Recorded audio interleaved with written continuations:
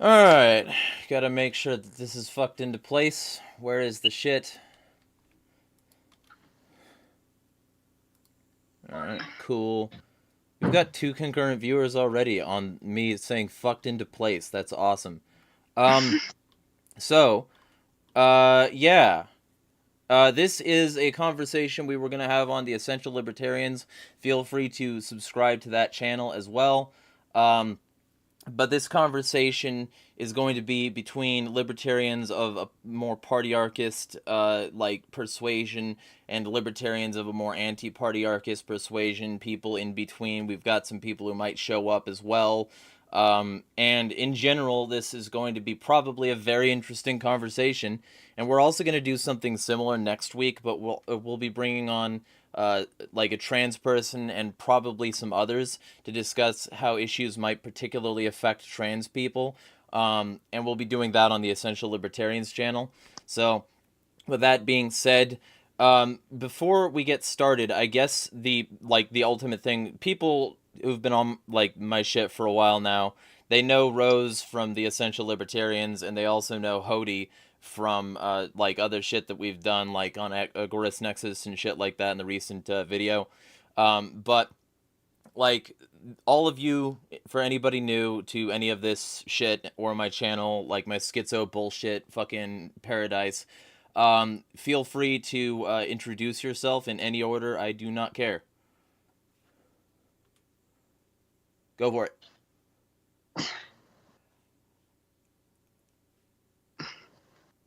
All right. Sure. I guess I'll start. So I'm Bryce. I am a member of LPWI's executive committee as well as the LNC party, not any particular part of the inner workings of it, just as a member. I've kind of been in the libertarian inner workings of it just for a member a few years now, and made an attempt at running for state assembly a couple of years ago, and yeah, it's more or less my backstory, I guess. Not anything special. What got you interested in liberty? Interesting story, definitely. Yeah, so I'm Rose. I'm a member of the LPNY State Committee, also a member of the National Platform Committee. Not sure I'd consider myself a partyarchist per se, but like I think that the Libertarian Party is it provides a platform to, get get like-minded people in the same space and to, help them form networks and spread the message around. Cool. And I'm Hody Johns. I am just a friend of Jeremy's and happy to be that. I was with the Libertarian Party. I now just kind of am doing more cultural analysis and local work, really. I'm more focused on like my community here as opposed to anything else. But I'm really grateful to meet you guys, Rose and Bryce. I haven't met you before, so hello. Have we interacted on Discord, maybe? Or we've probably crossed paths on Facebook somewhere, I'm sure, at some point. Maybe. There's a very good chance I was an asshole to you at some point, if you're in any Libertarian Party groups. I was with the LP, but I always kind of viewed it as potentially not my jam. I'm much more successful outside of it, but I don't know. If you were a jerk to me, I don't remember, so that's pretty good. Okay. I do remember like the really bad ones. Okay. It's probably a good thing if you don't remember me then. So like, what got any of... Okay, are you pretty sure you were a jerk to me? Or I was a jerk to you? I mean, I don't know. I'm just saying, if you remember me, it's probably because I was an asshole. And in terms of that, like, what got all of you into I was liberty? Unhappy. Oh, well, I was basically... Okay, so I've been an anarchist for pretty much as long as I can remember. Like, I remember being in, like, elementary school and trying to tell the other kids, I'm like, these teachers should not have authority over us. Do you guys realize that if we all just, like, collectively refuse to do our homework, there's nothing they could do? Yet they would not listen. So, Yeah, so fast forward to like high school, and I got involved in the punk scene. I started getting involved, I started reading people like Emma Goldman or Kropotkin, and I started getting into the anti-war scene. I have fond memories of getting into arguments with these kids who kept trying to defend like the Iraq War, because that was around the time I had my political awakening when the U.S. invaded Iraq.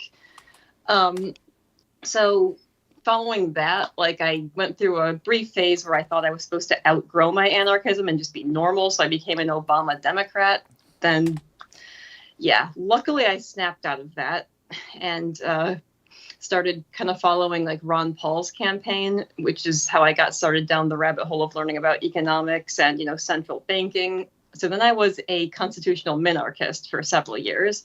Took me a while because I clung to the idea that we had to have some sort of state to maintain order and, you know, maintain, you know, like military and police force and maintain the commons. Thankfully, yeah, I think it was Lysander Spooner who got me back into anarchism, because I read No Treason and I'm like, I can't even argue with this. Like, I can't come up with a refutation. So yeah, here I am back to being an anarchist. So I've been here for a couple years. I got involved in the Libertarian Party back in 2020. And what y'all got? Yeah, so as far as the concepts of liberty go, I'd say I really started paying attention to politics around 8th grade-ish, and I had more libertarian left ideas. And unlike, luckily for me, I've kind of stayed in that anarchist region pretty much my entire life, like as far as the political sphere goes. I remember like in high school I'd be arguing with my buddies about Edward Snowden, and they'd be like, one of them would be like calling him a traitor to the country or whatever, and it's incredibly stupid statist garbage. As I grew older, I started learning economics more, and libertarian right ended up making more sense to me, so ended up kind of flowing into there. But so I've actually more or less been a libertarian far as like my entire life paying attention to politics. And then eventually I just ended up joining the party. Gotcha. But you, Hody? You know, I joined the Libertarian Party probably about 12-ish years ago. I really got into it because of I was a GOP strategist for a while in Colorado. Got to do a lot of organizing there. And so I got really excited with the Tea Party and those rallies, thinking that was going to be the moment when the GOP decided to stop being like, they decided to, get serious about all the small government, spending we pretend to do. And then 2, I thought we were going to finally drop all the bigoted nonsense. And those who, were part of the Tea Party, I know that sounds ridiculous if you weren't part of it, but it was a real moment. I mean, it really looked like something where like, hey, let's drop with the anti-gay stuff already. This isn't really helping. And obviously it didn't pan out that way. After it didn't pan out that way, I got so tired of donating all my time and money to something that wasn't working out. So I started looking for a new home. Found the Libertarian Party because I kind of just didn't consider anarchy, to be honest with you. I just assumed, what kind of government do you want to have? And the further I got into liberty, the further I also got into anarchy. I eventually left the Libertarian Party maybe about a year before the Mises Caucus takeover. I wasn't having fun with that culture anymore. It was very clear that I wasn't welcome anymore.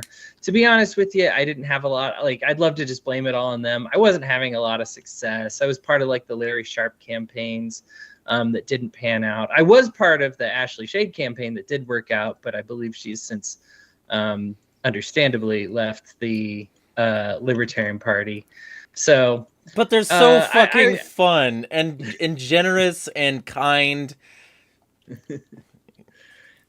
Well, thank you. I appreciate that. But that's who I am now. I'm sure I was a traditional hostile Politico back in the day, especially when I was a Republican and even when I was a Libertarian. My life is a lot better outside of it. And so I'm eager to have this conversation with people who are kind of into it. But I also want to stress that I am definitely not against people that feel that they do their best work within the Libertarian Party. It just wasn't good for me. Yeah. Yeah, I'm torn about it. But so you left because of the Mises Caucus? Because it's funny, because I got involved because of the Mises Caucus. Yeah, I left because of them. Yeah, I mean, I actually endorsed Joshua Smith for one of his earlier runs. I think his first run, not this. I was off of I was sour on him by the second, and then by the third run, I was firmly like, oh no, not this. But we had a weird incident with like our network, the We're Libertarians podcast.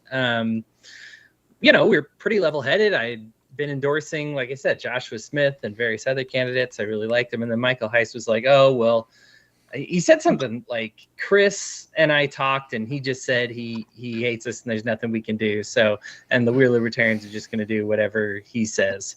And it was just so odd because Chris then like just held up his phone to the screen, was like, I last talked to you at like convention. That just didn't happen.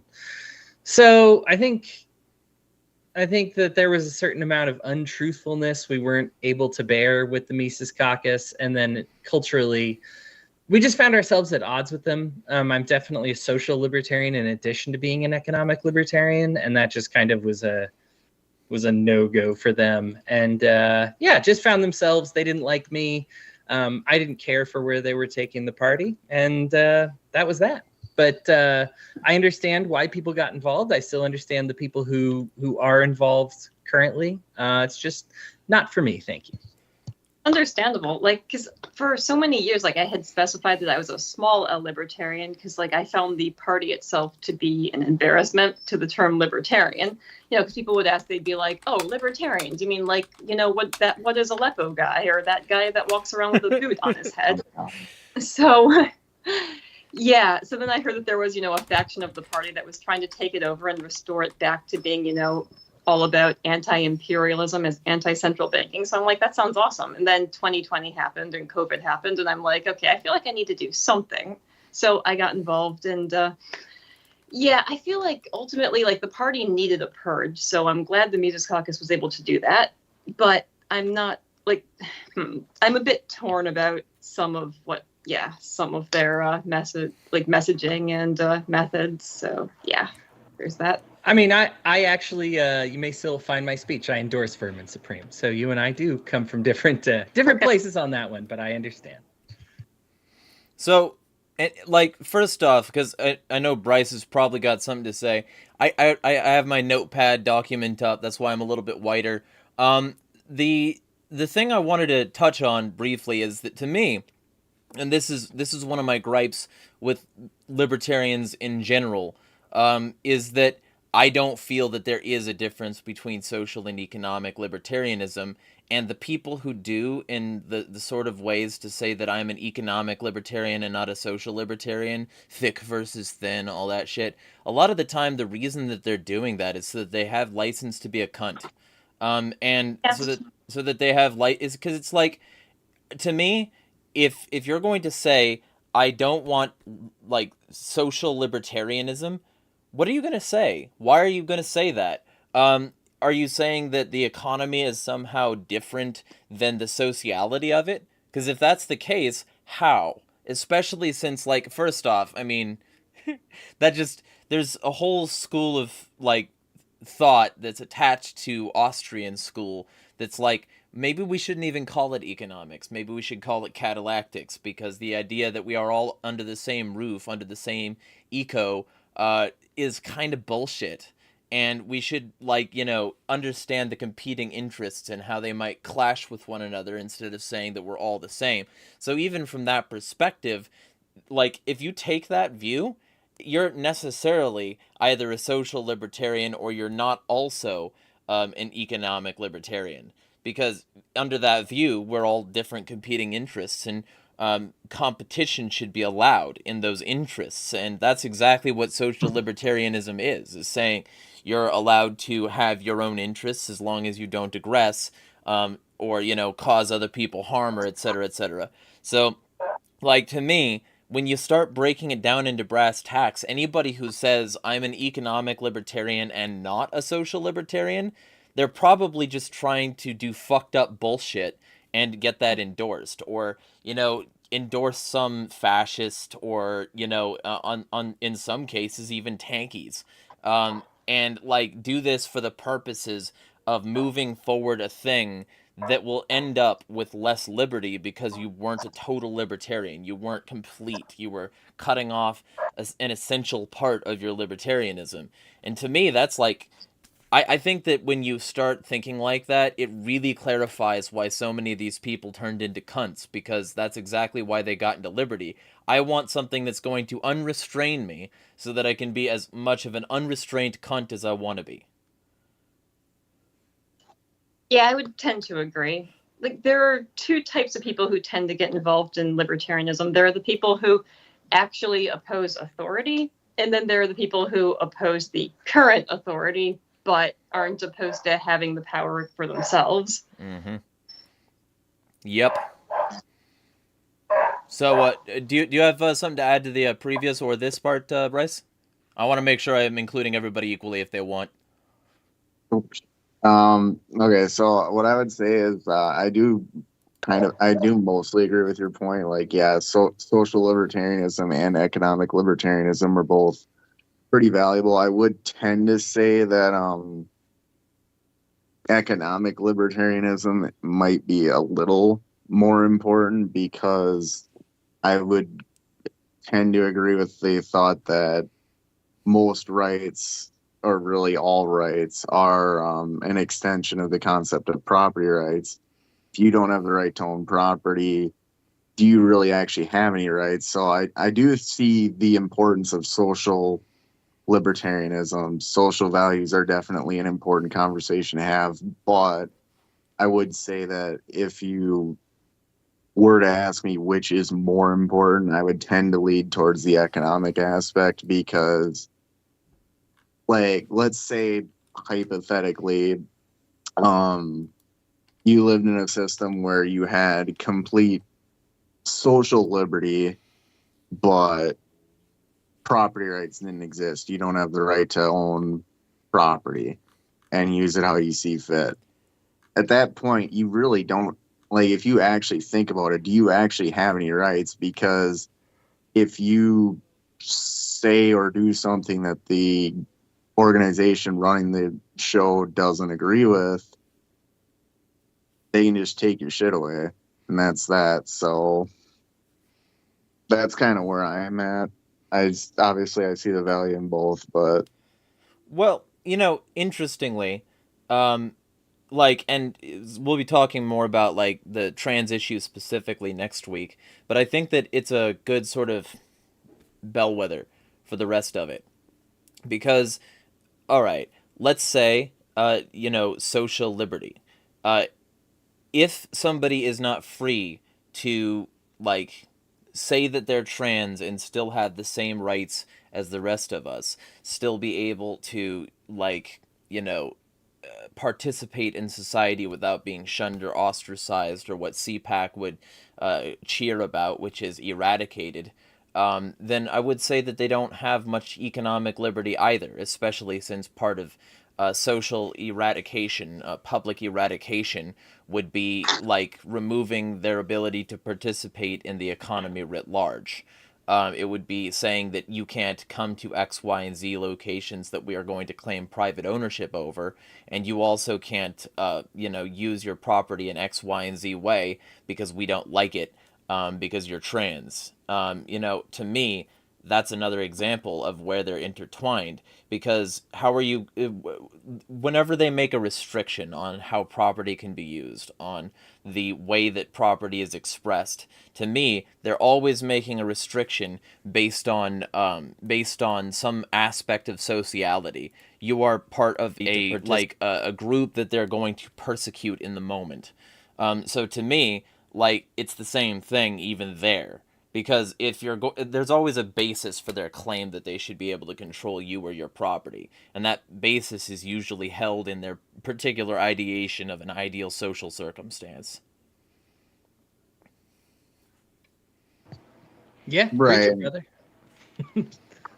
And that kind of goes back to where I said like, yeah, both are incredibly important. Like, I would say, if you needed like exact percentages on like the split of what I view the importance is, it'd be like a 55-45 or a 60-40. Right, because if you don't have, complete control over your own justly acquired property, you don't have any social rights either. You can be stripped of everything. So, yeah. Well, and personally, I think it's embarrassing that libertarians are having like a faction war over this when it's like, oh, this one genocides 8 million people, this one genocides 10 million people. Let's get involved with the side that genocides 8 million people because that's clearly better. As opposed to just being like, no, we're individualists. We respect the sanctity of each individual life on this planet. It's one of the things that makes it the most beautiful philosophy that the world has ever known. And like, instead of embracing that, we've suddenly gone like, oh, do we side with do we even say that social rights are a thing? Do we ignore the culture war? I mean, that was literally the platform plank of the LPMC until it wasn't. Yeah, that's what I thought it was supposed to be. I thought we weren't supposed to get involved in the culture war bullshit. Like, that's why I'm so psych. Irritated. Oh, also, Keith Preston, welcome.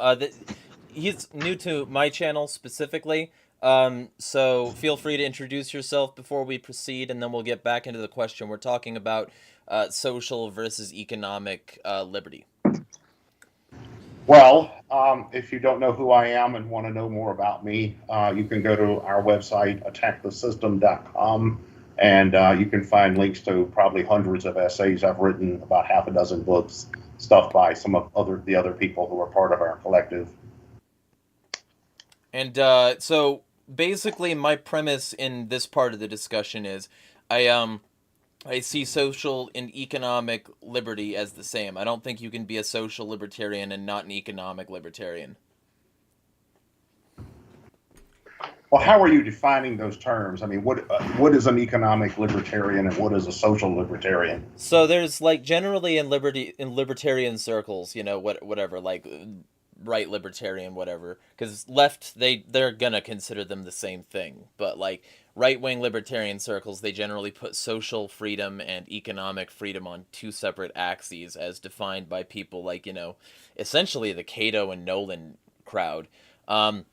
And basically what these things are like whether or not you support like social freedom or economic freedom, that being like freedom of the social be like freedom of religion, gender and sexuality, race, bullshit, like, whatever you got like as your like class justifications for your certain actions, versus like the economic libertarianism, which is like you own property, you're not taxed, your shit ain't inflated, like you can trade with people overseas. It's basically like the social axis would be like how you engage with other people on a social level, and then the economic would be how you engage with people on an economic level. Now, to me, I think they're the same thing, and I think economy is basically just another way of saying sociality, but with money.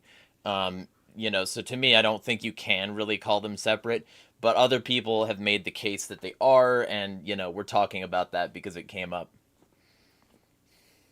Well, how would you distinguish these concepts from the idea of, in a lot of political theory, you have a conflict between, or an alleged conflict between positive rights and social rights, or positive and negative liberty, I guess. Would you see this as a variation of that conflict? I think, because the left tends to look at things in terms of positive rights, the right to things, the right of, I mean, not just the right to have your material needs met, but also having as wide a range of choices as possible, having as wide a range of opportunities as possible. Whereas the right libertarians tend to look at it more in terms of negative liberty, well, freedom from external coercion, like, well, nobody's putting a gun in your face and robbing you, but other than that, you're on your own. Well, I think this cuts across both of those axes like pretty equally, but I'm also of the opinion that they're the same thing anyway, so I'm the wrong person to ask. These other three can definitely like elaborate on their particular persuasion in this regard. What of the social versus economic? Because I just view those in terms of like property norms, like with the left libertarians being more in favor of like, shared or collectivized property norms versus individual ownership.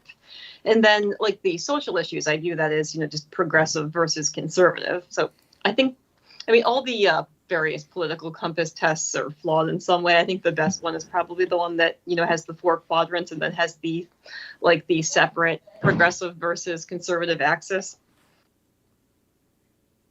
Yeah, well, property rights, one thing that's interesting about that idea is that some of these, you mentioned the Mises caucus, I'm not involved with that, but based on the name, they sound like they have this fairly doctrinaire, John Locke influenced view of what property is or property rights. But I tend to look at it more like property rights are socially constructed, meaning that how people define what are property rights are no different than things like what are table manners, what is an appropriate method of dress, or sexual mores to a large degree, I think, are socially constructed. So if you look at different societies that existed in the past, they had totally different ideas on what property is and what the appropriate use of property is and who has access to property. I mean, you could even say a communist state like this former Soviet Union has property rights. They just have different ways of defining, well, who gets to use what property, when, where, and how. They certainly had property. You just couldn't, you couldn't go and vandalize anything you want. Say, well, it's my property too, or you couldn't go and steal anything you want and say, well, from each according to his needs, right? So they have property, and any system has property. Any kind of economic system has property. But what constitutes the appropriate property, I think, is what libertarians of this type, at least, tend to argue about quite a bit. But a lot of that seems culturally relative. Mm-hmm. Well, that's the thing. Like, I've always, this is why I guess sectarianism within anarchism annoys me so much. Because, okay, yeah, we can argue all day over whether, like, we think that, for example, wage labor is inherently exploitative versus, only exploitative because of the, system that we currently live under, where certain, corporate entities are granted special privileges and competition is suppressed. But at the end of the day, it doesn't really matter. All that really matters is whether or not it's going to exist. I think that's going to vary by, community based on things like, local cultures, local conditions, resource abundance versus scarcity, things like that. Yeah, local agreements according to local norms. Exactly. There's going to be differences, and that's fine. I mean, that's why I'm a pan-anarchist in the first place. Well, theoretically, you could have an anarcho-communism and anarcho-capitalism existing in the same system. And I mean, even on a meta level, because at least in certain areas of the economy, you could theoretically have so much abundance that people just take whatever they want. Like, let's say we figure out some way to mass produce toothbrushes by, some way that it's basically for free. It's basically there's no cost to producing a toothbrush. It's like those replicator things they have on those Star Trek TV series. You just somebody pushes in a button and there's a toothbrush. Would there even be a cost to a toothbrush? So would not toothbrushes then be communally owned because anybody can just go take a toothbrush because there's no cost to it? Mm-hmm. So, I guess then with this frame of reference, real quick, for the people who support sort of political means of change here, which of the sections of the Libertarian Party or whatever party you're, because I think everybody here is LP or not affiliated anarchist kind of people, so of the people here, who believes like which section of the Libertarian Party do you most closely align with? Also, you need to enable your camera and microphone, the guest user that just popped in. Ah, Kareem, hello. Hey, guess who showed up? And disappeared again. Well, when you decide to reveal yourself to us, you can say your name and like your position on the matter for the record, because like I think this, if I there might have been another time when you were on the channel. I don't remember it. But anyway, so of the people who are talking here, the like part of the Libertarian Party you most closely affiliate with. Well, I don't belong to the Libertarian Party, so I belonged to it once about probably over 30 years ago. I was a member for about a year and then let my membership lapse. So that's the limit of my contact with the LP. Oh yeah, that reminds me. I actually do need to join the National Party officially. Part of the New York Party, but anyway, yeah, I'm. So yeah, that's a good question because I never really identified with the official Libertarian Party much until the Mises Caucus takeover. But I'm at this point though, I'm like, do I really align with them or do I not? Like, I don't know. I got excited when I discovered the Radical Caucus because I feel like I'm like, oh yeah, these guys describe me perfectly, I think. But then nothing really ever happened. They never purged, all the Beltway libertarians or the Coke shills or whoever. So I never really got involved. Yeah, I'm a bit, not up to speed on some of these labels. What is the Mises Caucus and what are these other factions? Just briefly. So they're the faction of the party that they started back in 2017, basically in response to the 2016 presidential campaign. Because as you recall, we had a presidential election where two of the most hated candidates in history were running against each other. So this should have provided a really good opportunity for libertarians to get, to recruit people to libertarianism. To be the party of principle or something? Yeah, exactly. Imagine. So they ran Gary Johnson, who, well, okay, he seemed like a nice guy. He just was not a strong candidate, and he did not know how to message at all. And then he had a fucking Raytheon shill as his VP pick. So, as you can imagine, did not go over. Yeah, did not go over well for the actual libertarians. So, in any event, so the Libertarian Party did get its highest percentage of the total vote, which came up to like 3.6 or something percent. They got the highest total percent in history, which a lot of the, more Beltway libertarians still think was a success. However, there was no lasting movement. There were no people permanently brought over to libertarian ideas. He was basically just treated as a none of the above option. Most people who voted for Johnson Weld were just, they had never even heard of him. They just didn't want to vote for Clinton for Clinton or Trump. So following that, there was a bunch of people who, like me, felt like the party had been an embarrassment, all decided, they're like, what, we just need to take over this party and restore it back to libertarian principles. So the Mises Caucus was formed, and then back in 2022, they officially got enough of a majority to take over the party leadership. Because a lot of people were brought in during 2020 because of the COVID stuff. So what does the Mises Caucus want to do? I mean, what are their core ideas? Are they associated with the Mises Institute? Are they these? No, they aren't. And the Mises Institute made that super clear. Some are. But the Mises Institute made that super clear by the guy who founded it. I can't think of his name right now, but he fucking literally formed GOP Mises Caucus in response to the Libertarian Party Mises Caucus because he said that this didn't represent the Misesian ideal. Wait, the GOP Mises Caucus? Because I thought that was Pete Quinonez that got involved in or tried to make a GOP Mises Caucus because he didn't feel he got pissed about the LP Mises It was Caucus. him, but it was also the guy.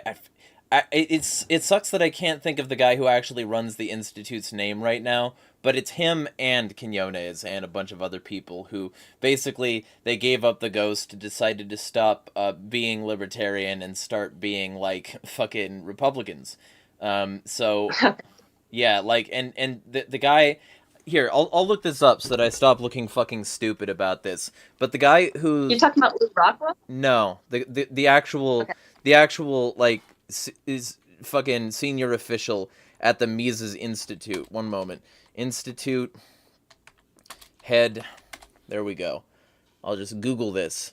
So Lou Rockwell is the chairman, but oh fuck, who is it? Who is it? Jeff Deist, is that the guy? Deist. Yes, it's him. Yeah. Oh, right. So of course. Deist, like helped promote this. Deist helped, like, you know, push the GOP Mises caucus because he, like these other sort of like right and post-libertarians, decided that the Libertarian Party was just a little bit too libertarian flavored. So I hate that. I fucking and like it also failed like dramatically and miserably, and like their candidates did not succeed. And they didn't actually succeed in forming a cohesive anything, as far as I'm aware. They just protest voted their way out and then eventually just said, well, you know what, we're just not going to call ourselves libertarians or Misesians anymore anyway. We're just going to give up the ghost. And, like, here's my bitter oil on that particular relationship, because I was one of the writers on a documentary for Stateless Film, under Quinones, and that went kind of sideways in a lot of ways in terms of my involvement, because like I was saying we should involve a bunch of leftists, and you know fucking we should talk to Black Lives Matter, and we should, because it was a police brutality documentary. It was a documentary against like over policing and shit, and I was like, we should talk to a lot of cross interest victims of police brutality instead of just talking to a few people. And like we should do that in order to avoid like seeming partisan, because this issue affects people on more than a partisan level. But if so, the thing was called Stateless Film, and then eventually, after a certain period of time, he started to lean more in the not stateless fucking direction, and eventually the entire fucking production studio changed its name to Decentralized Film, which I think is hilarious because it's not. And it's not like they're going to make decentralized efforts at film production. It's just calling it that because it's something that's not stateless and wasn't taken. And so they changed the entire branding after coming out with their latest documentary, which is a terrible idea because they didn't want to be affiliated with statelessness anymore. And needless to say, they don't talk to me anymore except to berate. So I think that's funny. I think it's funny that they eventually gave up those principles alongside the same time as saying, you know, oh, we're GOP now and we're GOP Mises Caucus and et cetera, et cetera. Because, like, it's not like either of the Mises Caucus was actually, you know, Misesian in any direct way, but at least the GOP Mises Caucus wasn't anarchist. Because part of the thing that was funny was Amash, in the beginning of it, he fucking, like, read Mises quotes to these people, and they booed him on stage. I thought, I'm like, how are they not seeing what he's doing? It was so, I saw the live stream, and I'm like, okay, please tell me these people know what he's doing. In all fairness, okay, he read them out of context, and he was reading the quotes about anarchism, because... Well, Mises was not an anarchist, which is why I always wondered why they called it the Mises Caucus and not, like, you know, the Rothbard Caucus. But, yeah, they should have seen that one coming and not... Okay, in all fairness, there were, like, maybe a couple people who booed, but, okay, yes, that's not a good look. No, it isn't.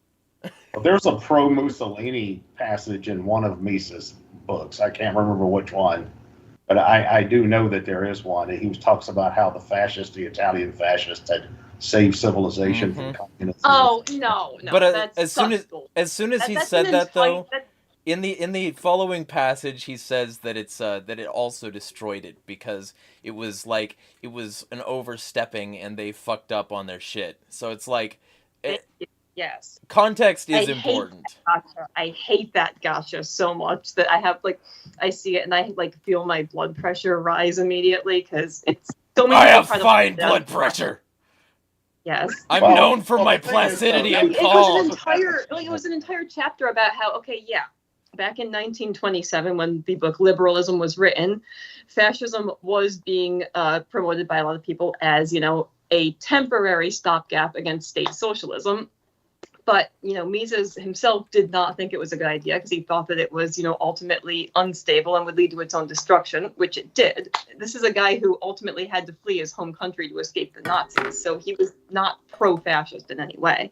But yeah, people like to take that one quote out of context. Real quick, Well, early before Italian fascism wasn't overtly anti-Semitic though. There were Jewish Italian fascists. Uh-huh. early on. Yeah, exactly. What was his name? Dolphus. Hope I'm pronouncing that correctly. Yeah, he was fascist but anti-Nazi. So a lot of Jewish people thought he was preferable to the Nazis because at least he was not trying to genocide them. Real quick, we got somebody in chat. Rescind, hello. Also, Murphy, I'm not exactly... Were you asking if that was the Mises guy? Because I don't think that was the Mises guy who was promoting this. I think it was literally Diced on team, GOP Mises. Yeah, I can look this up. I'll look this up. That's what I'll do. But, yeah, go ahead. If I could kind of chime in to more, I guess, properly explain what the Mises Caucus actually is. It kind of ties back into the conversation we were having earlier about social libertarianism versus property libertarian or economic libertarianism. They tend to lean more into the economic end of things, and pretty much all of the leadership in the Mises Caucus when it was formed would have kind of described themselves as like Ron Paul libertarians that more accurately would depict what they are.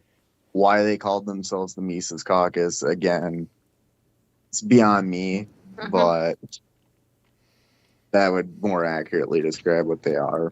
Oh, yeah, a lot of them were people who were brought into the movement by Ron Paul's campaign in 2008 and 2012. And the GOP Mises Caucus, the last time they tweeted was last June, so clearly that worked out. Yeah, they don't exist anymore, as far as I know. They were very short-lived. I Or wonder rather, Last why. time I heard from them, they Someone were promoting the Kent State happened. Massacre. They were Yeah. like, "We need more of these." Really? Like that, and that's the last time. Yeah, and it was GOP Mises Georgia, which I believe is actually Quinones or whatever himself. So, I gotta They're see good. that. That would Yeah. be fucking hilarious. Jeez. Trying to push, he's the Libertarian Party is not going to get anywhere. I think he actually was trying to lead a movement at one point to take over the Republican Party. Trying to take over one of the two major parties, though, who have big moneyed special interests behind them. That's just not gonna happen. Not without Parallel completely. with that, with the Democratic Socialists of America, that's their plan as well. They're going to take over the Democratic Party. Yeah, It's not going to happen. They can try, but Yeah, the DSA are all a bunch of useful idiots for the Democrats anyway. that's having just worked like for the GOP, we've done this before. We say thank you so much for your votes. We'll get to your agenda in just a moment, and then we put the phone down and never pick it back up. Oh, yeah, that's just like the constitutional conservatives with thinking they're going to take over the Republican Party. Like, yeah, good luck with that. Mm-hmm. Kareem, feel free to chime in. You've been GU this whole time, so. But assuming you're not going to, okay. In terms of that, then, because I know that there are some issues with some of the opposition to the Mises Caucus. I'm not going to say that everybody who doesn't like them is doing it for pure reasons or isn't a cunt themselves. But what I am going to say is, personally, it's like that thing we talked about on the Kareem's channel not too long ago. I think that the people who oppose them are probably more likely to oppose systemic injustice writ large. And I would probably more accurately align with those people because the system is systemically unjust and there are systemic injustices that impact some people more than others. and the constant unwillingness to have that conversation, or the knee-jerk the knee-jerk readiness to take the position that no, in fact, insert ism does not exist, in many Misesian circles, sort of drives away a lot of people from not only that fucking, group, but also the party, because they took it over. And like recently, for instance, in the Michigan Libertarian Party, they ignored like 2/3 of the people there, and tried to have basically a fucking a vote, that was completely outside regulations. And then the official Libertarian Party is suing one of the people from Libertarian Party Michigan because he kept on going with the group of people that actually represented the Libertarians in Michigan, like the 2/3 majority there, and did some fundraising so that they could, continue on as the party would, regardless of what the main party said. And instead of adopting the sort of libertarian idea of decentralization, these people are like, no, in fact, you're using our branding and we're going to cite intellectual property theft in order to fucking sue you. And that's hilarious. It's fucking, like, everybody here is, like, at least smirking a little, fucking, because don't do that, you shit eater. But they're doing it because, like, they don't fucking have principles. And it's hilarious how fucking fast they drop them when literally anything comes up. Right. Yeah, Well- I'm not taking a position on the LPMI stuff, but I'm just going to say, though, most of our opposition oppose us because they're a bunch of statist, NATO-humping shitlibs, so be careful with No, that. we're not. Some are. A lot of them are. I won't name names, but... Well, you can name A lot names. of- I've named there are names here. people- Like a lot of people Sarwark, are- maybe? bunch of people Like with fucking Eagle? Ukraine flags in their profile pics, okay? Yeah. I've been blocked by a lot of people. Yeah, same. And, like, to be clear, that's the thing. That's the reason I'm disenfranchised from the party, because, like, I don't see either faction in the primary sense of this party serving liberty interests or able to even get liberty done. Like, so for me, I'm just like, well, why is anybody... People are... Right now, Michael Rechtenwald is involved in this vote with your dollar thing. Like, where... And so is all the others. I'm not just signaling him out. But he's trying to get a whole lot more donations last minute. And official Mises caucus put out an email saying give him a bunch of money last minute so that he can be one of the 4 libertarians at a Texas convention who were voted in with their dollars. So basically people are fundraising to put these people in. Now, to be fucking clear, this is a better way of doing it than fucking Adrian Malagon in California saying we're going to make libertarians pay and not fucking these fucking RFK, Cornel West, come here, statist, we'll let you talk for free. Fuck you, Adrian. But Yes. so it's better that people are like, and it's probably going to be more participation because people are like actually economically invested in it. But like, that's the thing that I'm saying is like, he's currently involved in this thing where like you're giving a bunch of money and time and effort and energy to these people so that their campaigns can be successful, so that they can, basically lose at the actual polls. And so like when it happens like that, where could have that money gone except this? Probably better places.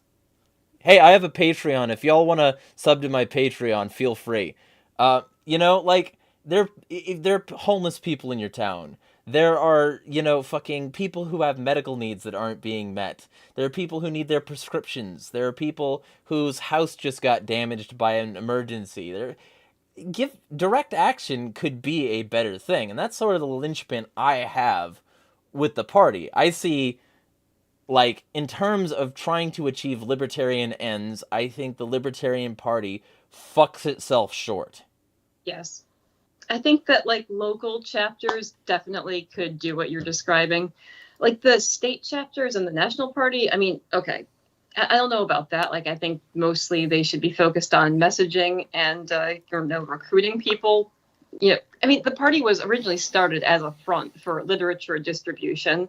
and for education. And I think it should be restored to that. Somewhere along the way, it got co-opted and turned into, people who wanted to pretend it was an actual political party who was actually going to get candidates elected, which is just stupid. That's not going to happen. Okay, we're not going to elect a president as a third party. That's a complete waste. But I think a lot of it was deliberate. Hashtag pipe dream. Yeah.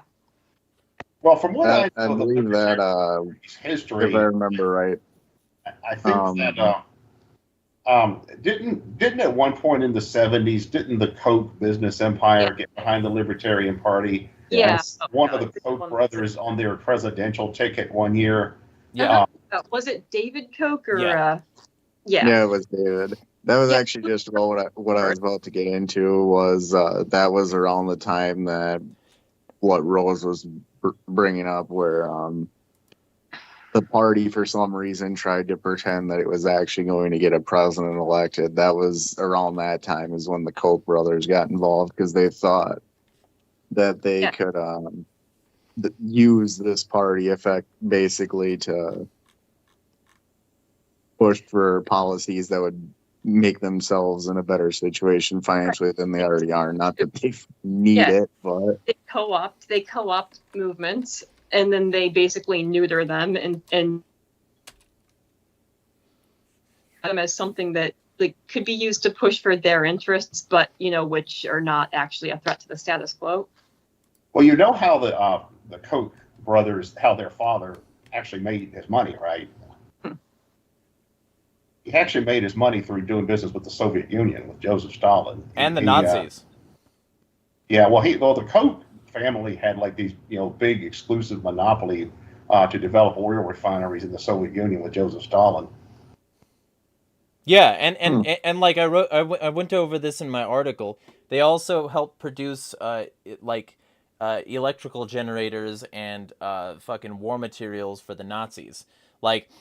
And so literally the Bush family has been sued. The Koch family has been sued for their participation in the Nazi war effort. So is the Bush family, but that's a separate can of worms. And so literally Fred Koch, he's a key part of this problem. Yeah, I mean, having anybody like that associated with libertarianism seems like a waste of time. I mean, it's Well, no, Rothbard and David Koch, from what I understand, co-founded the Cato Institute, but then they had a falling out, so Rothbard left the Cato Institute. The Cato Institute is they have some good stuff there, I'll say that much, but they also publish a lot of, very, milquetoast, threatening stuff. They're more the Chicago school economics types than the Austrian school economics types. Mm-hmm. Yeah, I remember at one point they had a candidate. In fact, this was when I first heard of the Libertarian Party. They had a guy running against Reagan who was saying that he was a low-tax liberal.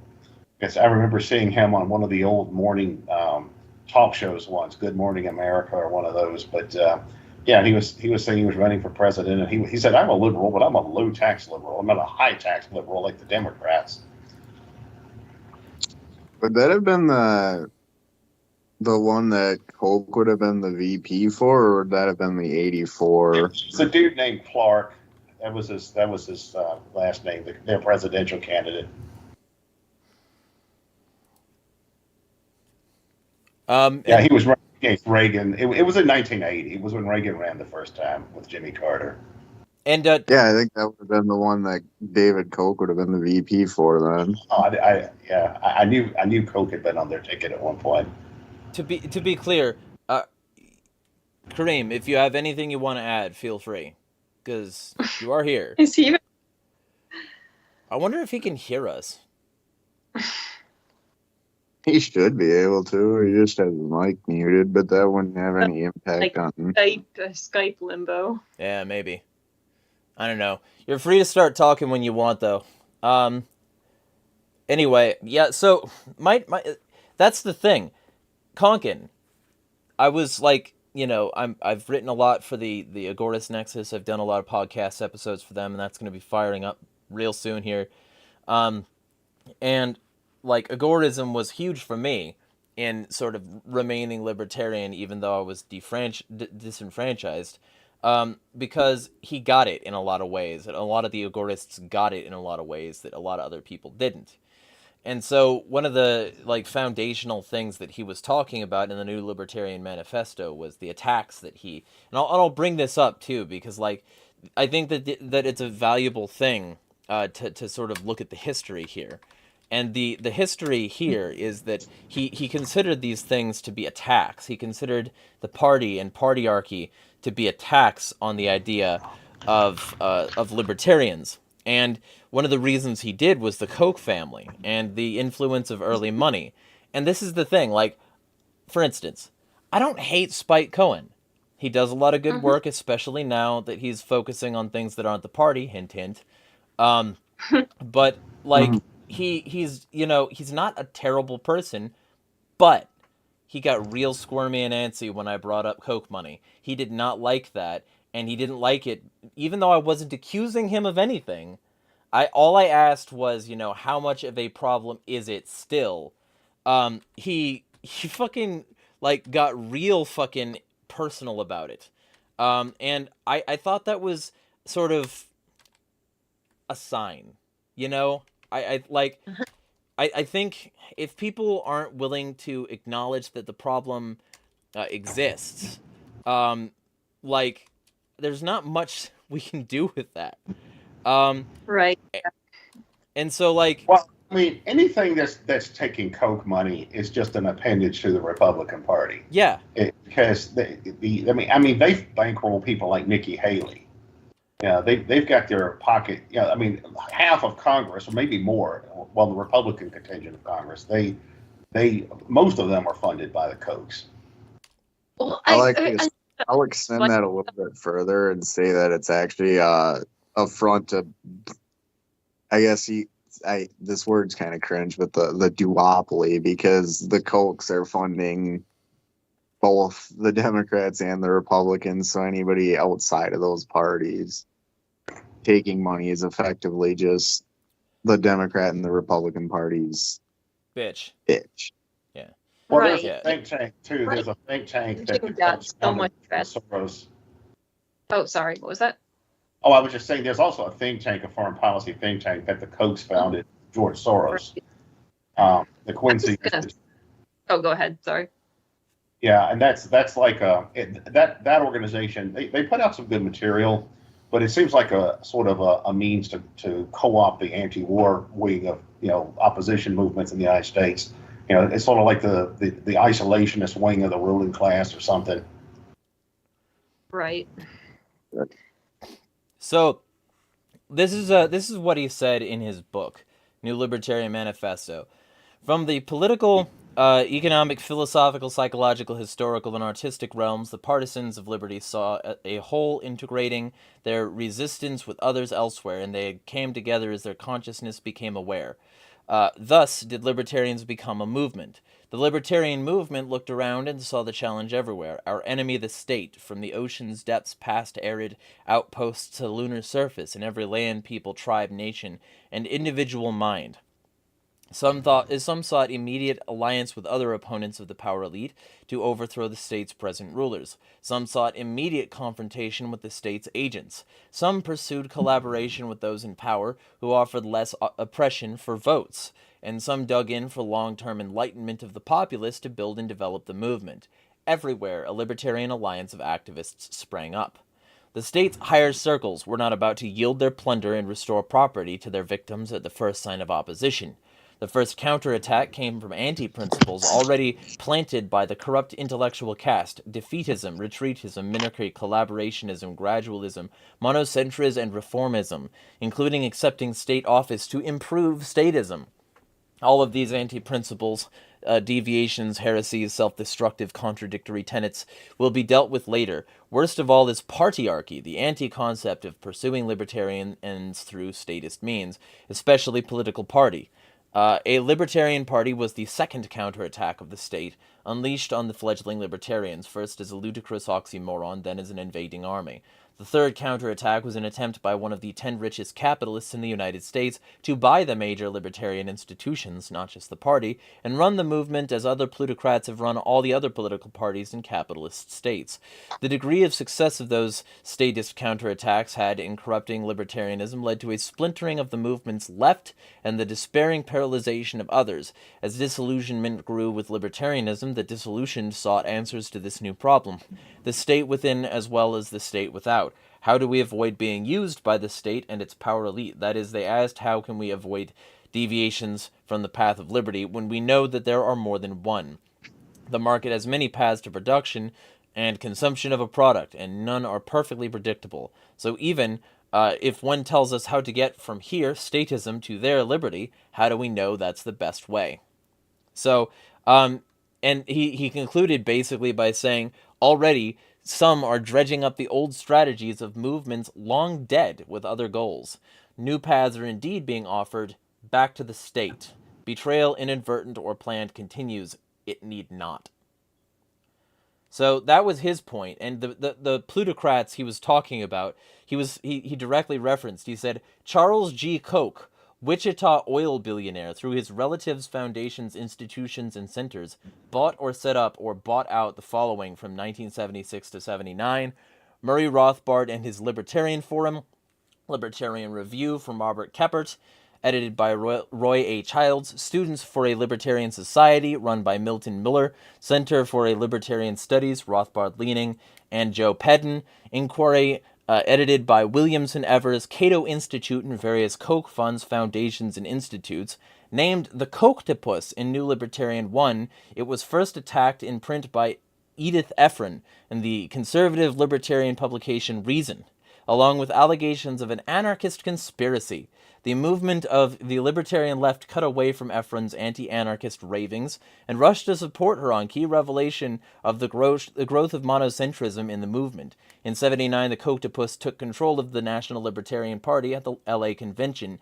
David Koch, Charles' brother, openly bought the VP nomination for $500,000. Yeah, I recognize some of the names you read off. Some of those I recall as being luminaries from that movement back in the day. I think a lot of them were Ayn Rand influenced people too. Like Edith Ephron, I think was a Randian, I believe. Which is I remember fucking back hilarious. then, there used to be a lot of, in those days, there used to be a lot of libertarians, self-identified libertarians around that had a viewpoint similar to like the minarchist, but they also had Reaganite foreign policy views. They were very, very hawkish on the Soviet Union and that kind of stuff. I mean, some of them are more extreme than the Reaganites. Well, the objectivists are like that now too. Oh Yeah, yeah, the I never objectivists. cared much for them. Oh, In those you days, heard them on like Israel? Oh God, the iron. I think it was the objectivist. It's whoever, like Yaron Brook, whatever institute he's from. Like Ayn they're Rand a Institute. Yeah, they're a total joke. Like they're total pro-Israel shills. Yeah. Yeah. Well, I mean, if you can't get it right on genocide, then what good are you? Yeah, no I mean, kidding. being a libertarian as Zionist is like being a libertarian Nazi. I mean, it's the point. But people are free to chime in. You guys, you seem like you got something to say, Hody? Oh, no, I find the history a bit, I like the conversation. I'm learning a lot right now. For me, like, my experience is more what informs my view on this as opposed to philosophy. I just don't really enjoy politics. I think, like you mentioned, what better use could have been made of that money or that time. And I find I'm bringing more people into a libertarian understanding by working outside of the party. And for me, I want to say that is not only valid, but I think that there's like I think if you're doing better outside the party, then continue to do that. I do believe that perhaps there's an avenue for some people to do incredibly well within the party. I genuinely mean this. And I know this can be difficult as like a Mises critic and everything, but I genuinely want them to win ideas for liberty with the Libertarian Party. I mean, heck, I even want them to win electorally. Even the furthest like right wing of all these libertarians is certainly better than Donald Trump or Joe Biden. Like I will absolutely take the worst of our libertarian slate of candidates against theirs. So I'm even fine electorally if they win, even the ones that frankly aren't my cup of tea. But I don't control Joe Biden or Donald Trump. I have no say in that. I'm not one of those people. I am a libertarian. And so I do chime up. This is why we butt heads often, right? Because we end up having passionate thoughts about this thing. And then we kind of open our eyes and we go, oh, we are in a very small pond, aren't we? Fighting over who is the biggest fish. So for me, like, I guess to get back to the subject at hand, I'm just interested in kind of seeing some of the best pitches for how a successful libertarian party might operate, maybe some ideas that you guys have, or if you think the Mises Caucus is doing an excellent job right now, like what you see in them that makes you think that this is going to be a great venture. I think they could stand to get back on track with certain things, but so the problem is there's no real viable alternative. It's either, you know, the Mises Caucus stays in control of the party, or it's back to having Beltway libertarians, basically just at the end of the day, establishment shills back in control of the party. So I think the biggest issue is that there just aren't enough like uncompromisingly principled libertarians to control the party. Like they needed the numbers. And yeah, we saw this like because the Mises Caucus grew a ton in size during COVID because a ton of people who were conservatives started becoming interested in libertarian principles. So we started seeing more and more of them making their way into the Mises Caucus because they're like, well, this is the only part of the party that doesn't suck.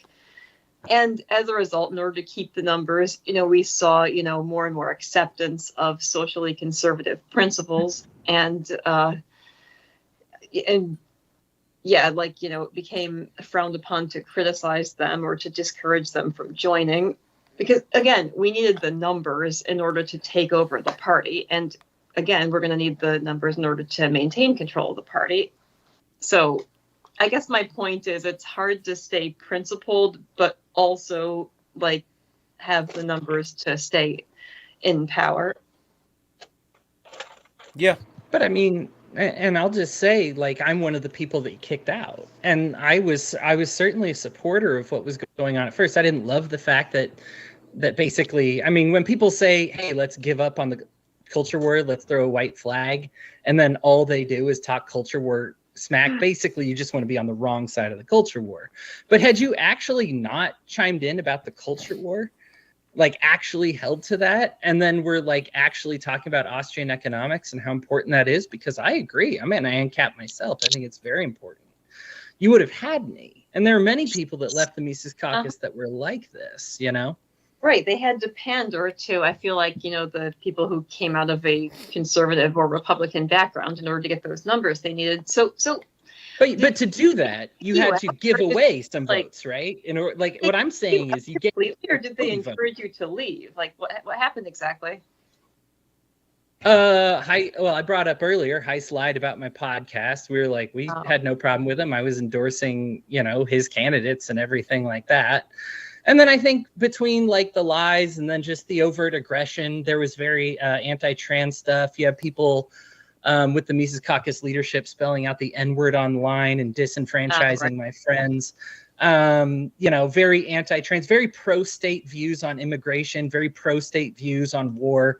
You know, just basically, you know, like you said, like, I agree with you that being hardcore radical is difficult. Look no further than the Mises Caucus and how bad they had to sell out on some of those values to see how difficult it is to maintain that, you know? Yeah. And I just don't like that. I think I got sold out, and you're saying it's because of the numbers, but you literally threw away numbers in order to try and court the Republicans. But yeah, I mean, we see how that worked out. It seems like they lost a lot of their principal people. Like, I mean, at the risk of pissing off my fellow Mecox, I mean, a lot of them are embracing the, you know, border control stance, which, okay, I get it. Like, I feel like this is a very difficult issue because this is where you see libertarians at like their most, this is where, you know, theory meets real world. Like, Because in theory, yeah, there should not be a national border because there should not be a state. But the argument is like, for as long as there is a state, like, are we supposed to just, allow anyone into the, across the imaginary border and into the state, or are we supposed to try to keep them out? I guess it becomes like a question of, okay, are they are they actually a net negative? I'm not convinced they are. I honestly don't think they are. Or, yeah, I agree with Jacob Hornberger. He's probably, my first pick for candidate at the moment. Like Jacob as well. Yeah. Yeah, because I mean, he grew up in he grew up right along the border. Like he would, witness, raids on local farmers who had hired immigrant labor, and he would see people arrested and dragged away because they had crossed a border. They were not aggressing on anyone. They had a voluntary agreement, with like some property owner to work on their farm, and then the state was coming in and dragging them away. Like it's not ethical. It's well, and in terms of like the whole notion of fucking, if you've got a Mises caucus, they should be Misesian. They should focus on like the economic arguments. They should have solid positions that you could even fucking reference from the Mises site, or from Mises's book. If you're not going to, then you need to have some sort of like, you need to have a change in labeling. For instance, Mises Arizona, Harry Wells. Like I've had like many conversations with him, and one of the things he had to do recently was the Mises caucus said that he was like, going against them too much for, being pieces of shit and like violating principles and ignoring fucking their original mission. And so they said that we would prefer it if you changed your fucking Twitter handle. And so, you know what he had to do? He had to change it from Mises_AZ to Austrian Liberty or something like that. Yeah. Wow. And like, I'm not really on Twitter, but I have like an account I can log in with, so I can sort of view what's going on. And yeah, I saw that. Yeah. I wondered what happened to that. Yeah, and meanwhile we have Angela McArdle openly begging for pro-borders, like anti-trans motherfuckers to stay in the party instead of staying principles. It's numbers, Yeah. She has to. Yeah. I mean, again, and she also has to How's be that professional. going? She doesn't want to like come across as not wanting people to join, but no, I mean, I get it. Yeah. Like my whole deal here, so, all right. So we talk about what we do to have a better go of it in terms of liberty. I think that a primary goal needs to be like working with people who have the principles, versus, none at all. For instance, maybe just start an anti-caucus, right? Like, start something that's going to work with members of each caucus if they're reasonable, and not if they're not. And, like, both economically and socially libertarian, and not if they're not. Doing things like that, like trying to actually build coalitions with people, that would be interesting. But, like, right now in their present state, all they're doing is cucking to that crowd. And, like, for instance, like, you've got theocratic fucking basically fascists like Tim Pool being publicly associated with, like, Jocelyn Glaybach of the Red-Headed Libertarian and fucking Clint Russell of Liberty Lock Pod.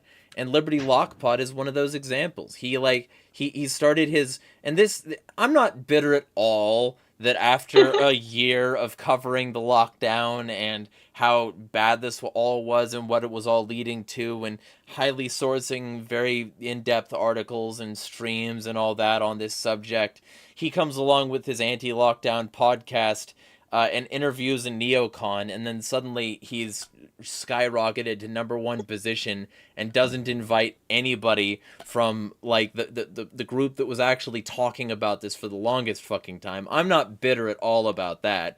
Well, I did tell you. You just have to post more pictures of yourself baking pie. Yeah, okay? yeah, right? And so, So which podcast are you talking about? Liberty Lockdown with Clint Russell. It's okay. He's a little further. He's more conservative than I am. But I mean, okay. He's more conservative than he is libertarian. That's the reason he's he okay admitted with, like, it, right? Yeah. He said has it. okay He's like, guess. yeah. And that's the reason he's okay cucking to the Andrew Tate crowd.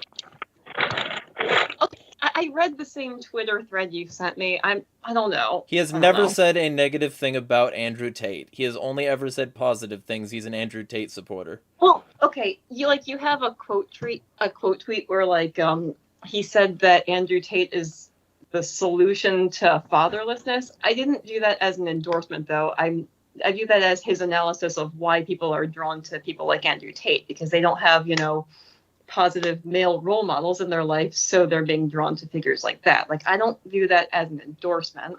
I do, because he's said in other tweets that Andrew Tate is being attacked by the Matrix, etc. He says that Andrew Tate he's very clearly just a Tate supporter. Like, every tweet he's ever sent has been positive in the direction of Tate, and then he blocked me for saying that maybe you shouldn't celebrate being followed by him, which was apparently a lie. He's just an Andrew Tate person, and he blocked... Wasn't that just like a meme he was doing, though? Yeah, but that doesn't matter. What matters is that, A, he didn't, there was no indication that this was a meme. I wasn't informed of that. And then B, he blocked people who had a problem with it, meaning that the meme, if anything, was just used to isolate an echo chamber. And that's what a lot of these people do. They'll block, like Maj Touré of the Mises Caucus. He fucking started acting weird with women the other day, and then blocking anyone who, like, went against him, especially if they brought up, like, the whole thing was that I don't like, fucking Josh Eagle. I think that he's got a lot of bad ideas, and I wrote an article against him. Shitlib. Yeah. A freaking hill-humping shitlib. But at the same time as I, have problems with him, none of them are that he's a child molester. But fucking, like, Adrian Malagon called him a child molester by making an image that says he's not allowed within 100 feet of a park, and fucking Angela McArdle and Maj Touré laughed at that and called him a marshmallow. A marshmallow, okay? They said he looked like a marshmallow, which, I mean... But Maj Touré actually has a criminal record for fucking a kid. So I think if anybody should not talk about this, should shut the fuck up about it, it's the person who has a criminal record for fucking a kid. No matter whether or not he knew she was a kid at the time, he's the only one who actually applies to the meme. He's the only one who actually shouldn't be maybe within 100 feet of a school, because he might mistake one of them for an 18-year-old. So, like, that's what I'm saying. Like, maybe these people should, stop this hypocrisy. Maybe if Lockdown wants to talk about how, like, LGBT are groomers and go on Tim Pool's podcast talking about how they're threats to children, he shouldn't endorse people like Thaddeus Russell, who, like, talks about adult child sex, and Andrew Tate, who groomed a 15-year-old. Maybe we should be consistent, and maybe the reason that so many of these people are dropping numbers like flies is because they are unwilling to be rigidly consistent and principled in this regard. Because if they're just going to keep on leaning further and further right and further down this rabbit hole of statist bullshit, then eventually they're going to end up being like, well, we're building our cult, and if you go against our cult, we'll excommunicate you. And that draws down numbers, because the cult is going to attack people who don't deserve it, and the cult is going to excommunicate people who don't deserve it. And at the same time, the cult is going to be wildly inconsistent, so principled people won't join your party of principle. And then the fourth element of it is, this costs money. So who wants to put their money and time and effort and energy behind this cult except people who agree with what the cult is saying? It makes no sense in terms of actual broad-based messaging. It makes complete sense in terms of, like, trying to stop ma left or ma fucking liberals. And that's not ever going to be anything more than republicanism. So they're doing the same strategy that the Republicans are doing, and they're wondering why they're not getting numbers to compete with Republicans. Well, maybe it's because if people wanted to be a Republican, they already have a party for that. It's the Republicans. Oh, yeah. I was discussing that with someone earlier today, and this isn't anything new. I've noticed this for years. Like, there was way back when I first started to encounter these right libertarian people, I would notice that a lot of them were these, they weren't so much like anarchists, like free market anarchists or something, Because back then I was mostly associated with the anarchist left, but I noticed that a lot of these libertarians were more like John Birch Society types, or whatever the equivalent of that would be today, in the sense that they're just about taxes, they're about guns, they're about owning the libs, I guess would be the term for it now. They're hysterically anti-communist. They make Joe McCarthy look moderate. Yeah, and I've seen in recent years, like over the last 10 years or so in these libertarian circles, I've seen more and more of that kind of stuff come in and become somewhat more pervasive. Like I know back when the Ron Paul thing was going on, I was peripherally associated with that. I mean, not the Ron Paul campaign or anything, but just people around that. And one thing I noticed was that Ron Paul started bringing a lot of people into this libertarianism, but then there were a lot of these people moved past that and they went into stuff like the alt-right, and some of them became white nationalists and that kind of stuff. Yeah, so it's but I think that's a cultural problem, because in American culture you've got this kind of Protestant petty bourgeois culture that's in many ways it's the foundation of American culture. So you've got a lot of people with that kind of vantage point that for them libertarianism means, well, we worship the Constitution like it's the Bible, and Bible fundamentalists and constitutional fundamentalists are often the same people.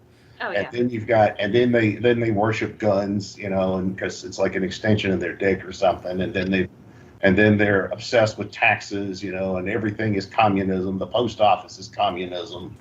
And when the government does a whole lot of stuff, that's communism. Yeah, like That's fucking. my The socialist. police are not communism. The police are government, but that's not communism. Yeah. Or the military is government, but Oh that's yeah, but then they support the police for Yeah. like they're against the laws, but then they support the police for some weird reason. Yeah, that's the weirdest thing And I've seen. that makes sense. Yeah, and Hody, by the way, like I want Kareem to say know. something, but like Hody and I went That's over hot. the Christian bullshit like last episode. Like we went over some of that last episode and some on Agorist Nexus podcast. But like, so if anybody wants more of that, you can have a whole fuck ton of that with that. But Kareem, yeah, say as much as you need to about the subjects. I know you've been listening, so I don't know if, can you hear me? yes. yeah. Oh, okay. I wasn't sure if it was lighting up or not. Okay, so I've been with Mises Caucus for a while. I taught, like, Heiss actually will come to me sometimes with issues that, are pervasive. Like, at first I saw RFK, me and Jeremy had an argument about it, and I give people, it's not so much I support people, I give people the benefit of the doubt. I'm like, I hope Malay does something good. I hope RFK does something good. I don't want people to intentionally be fit to fail or be Zionists or be psychopaths or be, blatantly like bigoted or crazy or anything like that. I actually hope people push towards decentralization, but there were a bunch of people who were fighting him to put RFK on the Libertarian Party. And I'm like, no, don't, this is a terrible idea. And it seems they came to their senses on that. As far as like some people doing the culture war, I've told them, like, I don't care about the culture war. The culture war doesn't matter to me. You can culture warrior all you want after we fix big issues and then decide what, you want to prioritize. I personally don't care. But if you want to, discuss all this stuff out, fix inflation, fix this. Let's, we got a genocide going on. Maybe we could reprioritize some of these things. And I actually do tell them that, and they're receptive to it. The problem is I was playing a gig, a couple gigs. I didn't get a chance to personally talk to Michael Rechtenwald in Pennsylvania, but I will have the ability to talk to him in D.C., And the good thing is, like, I talked to Heiss, I talked to Rechtenwald. So there's possibility to push and turn this around. I still think, here's the thing. Nick Sarwark was literally on Twitter saying we should have a debate if America should fight with, Russia over Ukraine. And I'm pretty sure if I look now, he'd be like, well, I don't know. We should have a debate if we should send is not real, anything. And I'm like, no, Nick. Like, Nick was really bad. And people say, and another problem I have, reading people like Kropotkin. They're like, Cream, we kicked out the ANCOMs of the party. There were no ANCOMs in the party. No, Not that they're I know. stupid Maybe Democrats. there were.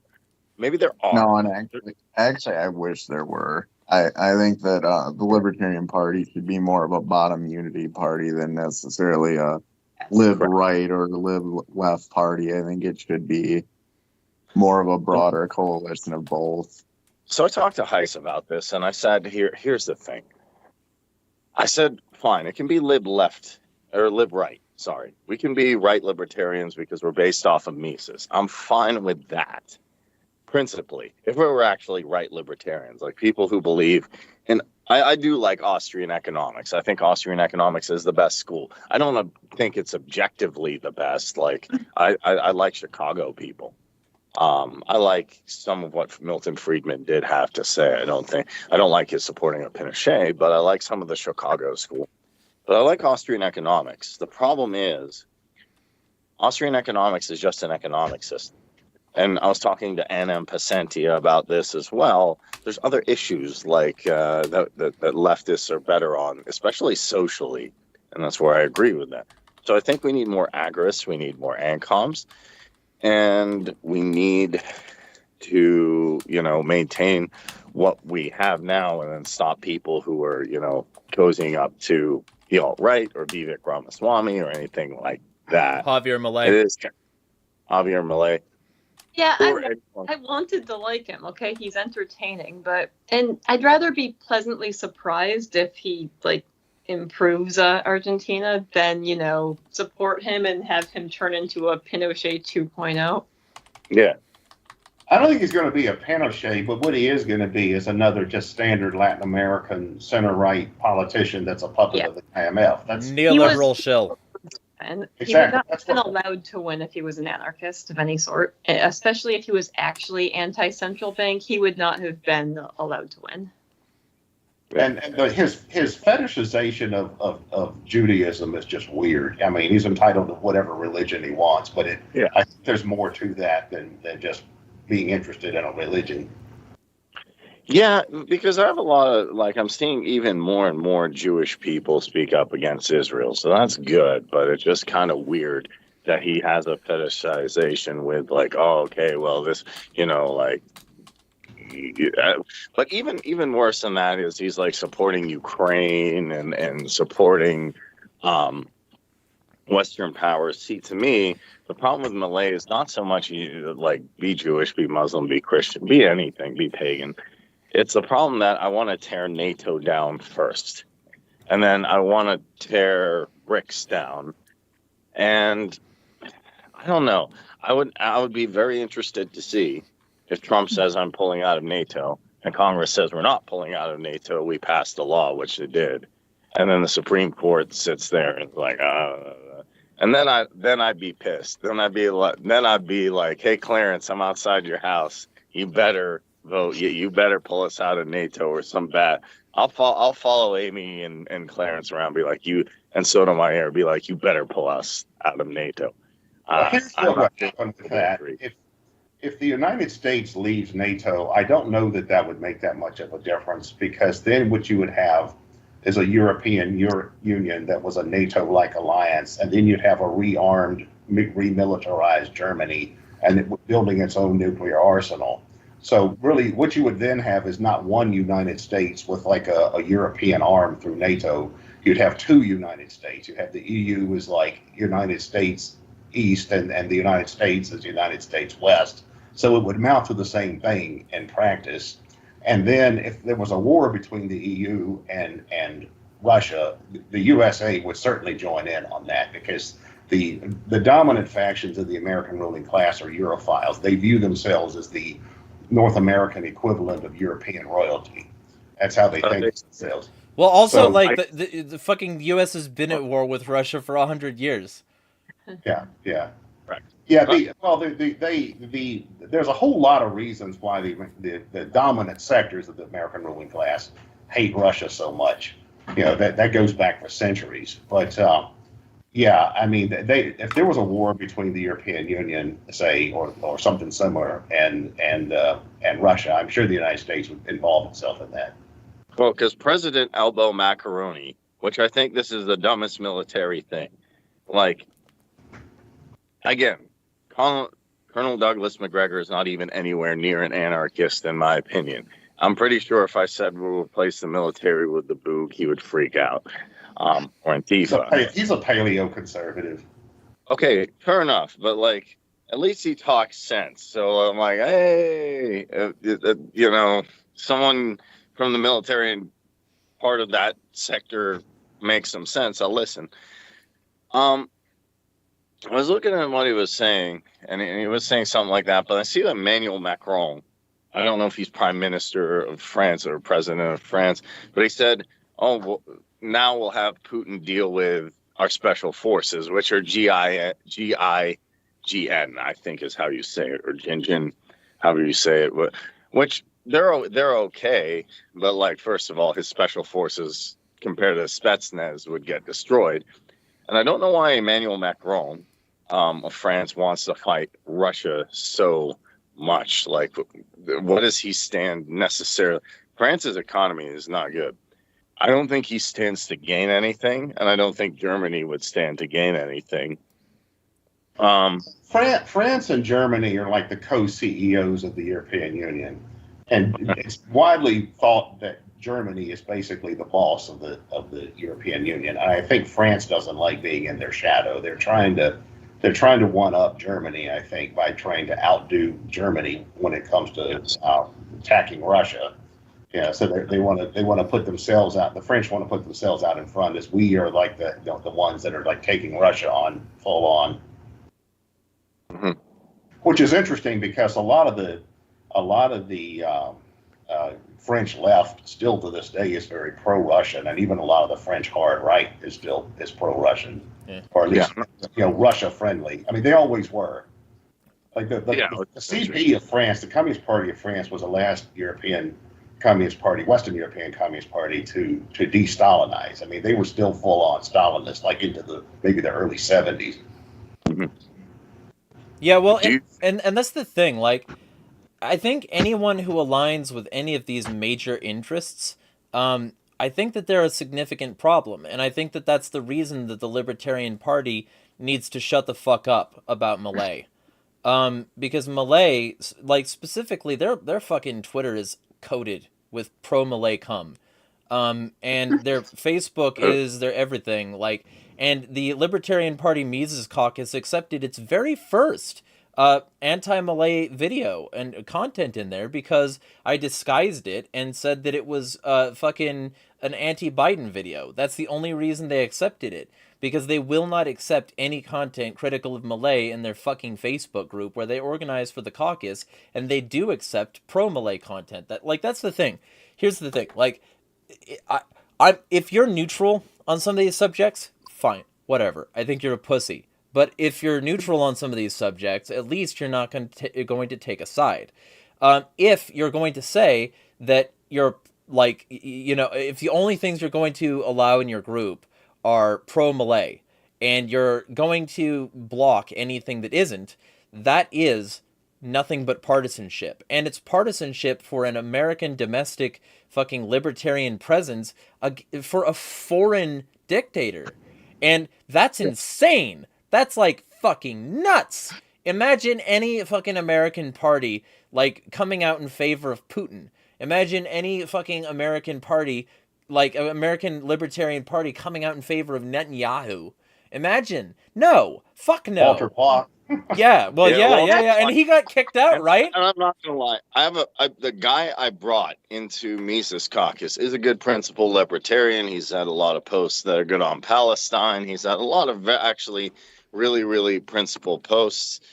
His name is Max Henry. You might know him. He's very active in the Florida Mises Caucus. We've spoken a bit. He's funny dude, and he posts very, very spicy stuff. But one day he's like, but I always kind of felt but he's part of like the manosphere thing. So he does like Andrew Tate. And one day he was like, well, I think we had the chance to align with Putin. It could have been good. And they don't like that. And here's the problem. There are some people in Mises who are pro-Putin. I'll take that if they stop complaining that I'm pro-Antifa. and I want to bash and sometimes you got to bash the fash because statists don't listen to Hayek, and you got to beat. Like, here's the thing: the best answer to Emmanuel Macron getting rid of Viktor Orban, who's another fascist, getting rid of Schultz, really is to get a bunch of people in black hoods and start beating the shit out of the cops, then beat the shit out of the military, then beat the shit out of the special forces, then Well, say you gotta leave. You mean in Minecraft, of yes, course. because we No. can't endorse violence on YouTube. So Yeah, we're Oh, talking just on about YouTube. Minecraft. We're innocent. yeah, here. we're talking about GTA 5 gameplay footage here. Yes, You know, the kind GTA of thing 5. that Elon Musk would hate. Yeah. So we're talking about football. Yeah, right? So, but the thing is, that, like, that's the thing. I'm not going to accept neutrality on these positions. I think that that's, like, but like, I'm, at the same time, I would prefer neutrality to overt acceptance of foreign statists and statists in general from libertarians. We should be better about that. And the idea that, like, you know, for instance, Andrew Tate is a statist. He's not an anarchist. And, Mhm. you know, people who take an exclusively positive position about Andrew Tate and, you know, block out people who are going to, you know, fucking oppose him, those people, I'm going to call them pro-Tate. People who, like, a caucus who, like, only accepts pro-Malay content and blocks out content that is critical of him, I'm going to say that that is a pro-Malay caucus. Parties that do the same thing. And that's exactly what the Libertarian Party is. They are not they are not neutral, and they took the wrong position out of, like, a lack of neutrality in supporting a foreign dictator, you know, despite him doing things that, if done here, would cause just absolute destruction of this country.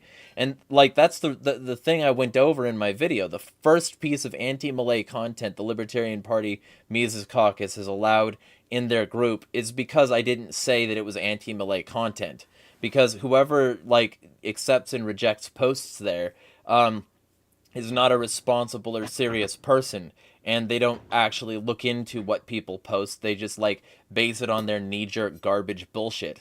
And that is not a way to bring in numbers, except numbers that are already okay with selling out to the right, and those people are only ever going to be Republicans.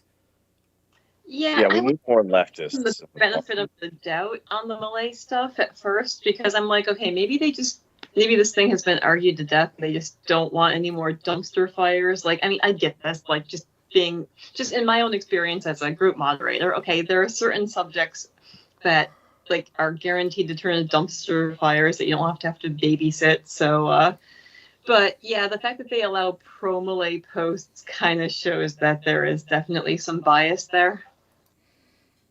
Yeah, and so, like, that's the thing. Like, I'm not talking about fucking like, I personally, if I were to say anything in this regard, I'm not talking about, like, the Mises Caucus in terms of effective libertarianism.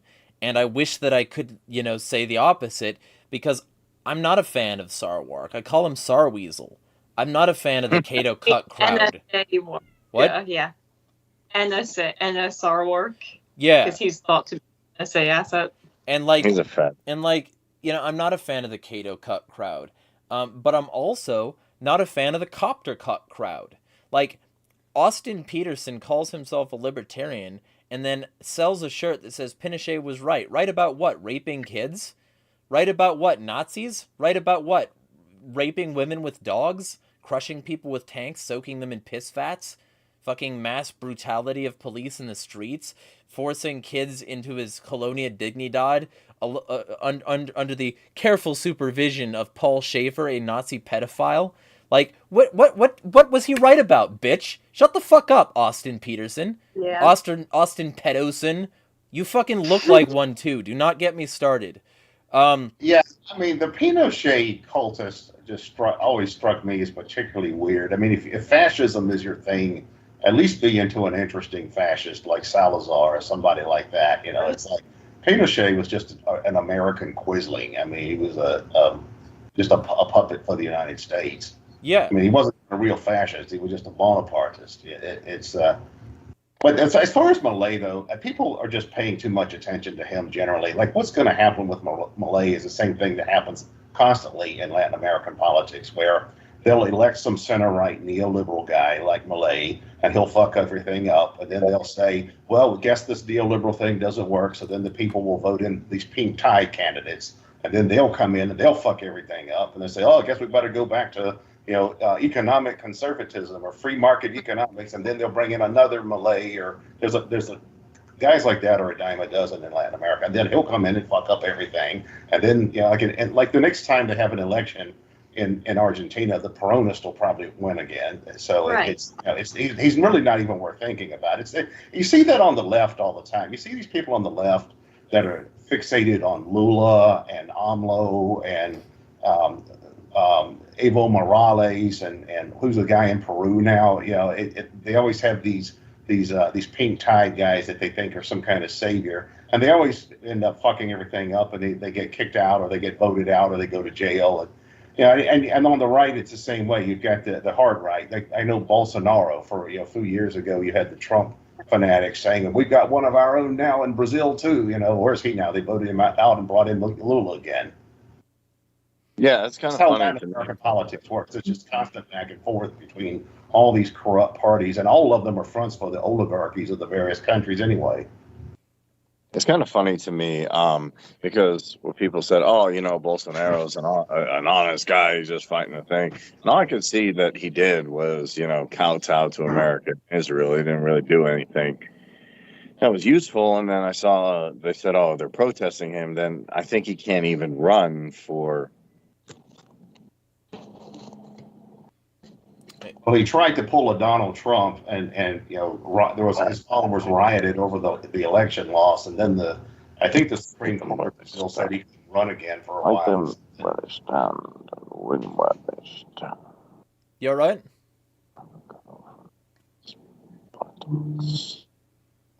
Well, anyway, like that's the whole idea. When it comes to fucking politics, I don't see it as an effective vehicle for liberty. It doesn't make any sense to me because of that. Because there's too much capitulation. There's too much, fucking dishonesty. There's too much gamesmanship. There's too much fucking cult bullshit. There's too much, mean girls, gossip, garbage. It's high school all over again, but with nuclear bombs, and it sucks asshole. And like, maybe we shouldn't be encouraging this system is my mentality. Like, from a libertarian perspective, you get demand side. You get fucking the demand is what creates the market. And so if people's demand is for politicians, and politicians consistently fuck people over, that's never going to result in liberty. But people's demand could be, for instance, and if they put their money where their mouth was, it would be, people's demand could be for, fucking direct action. I see a homeless person. That guy needs money or a house or something. I will give it to him.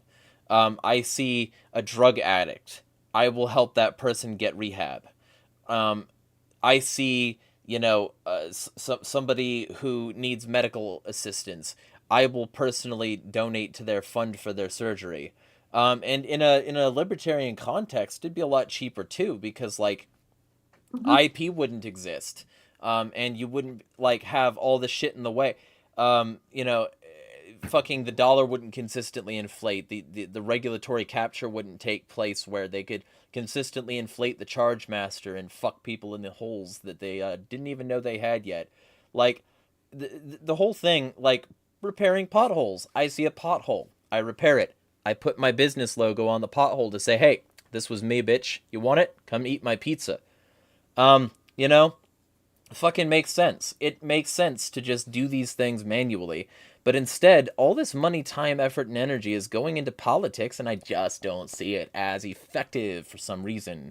Especially what with it continually failing and all. That kind of draws dampers on the effectiveness meter for me. So, because the thing is, I don't want to belabor this point too much because, like, I want all of your perspectives on it, especially the people still involved in the party and the people who've been, like, disenfranchised recently. I got disenfranchised like a fucking decade ago, so I am not the guy because I have, like, fucking all this built up cynical asshole bullshit coming out anyway, so it doesn't matter.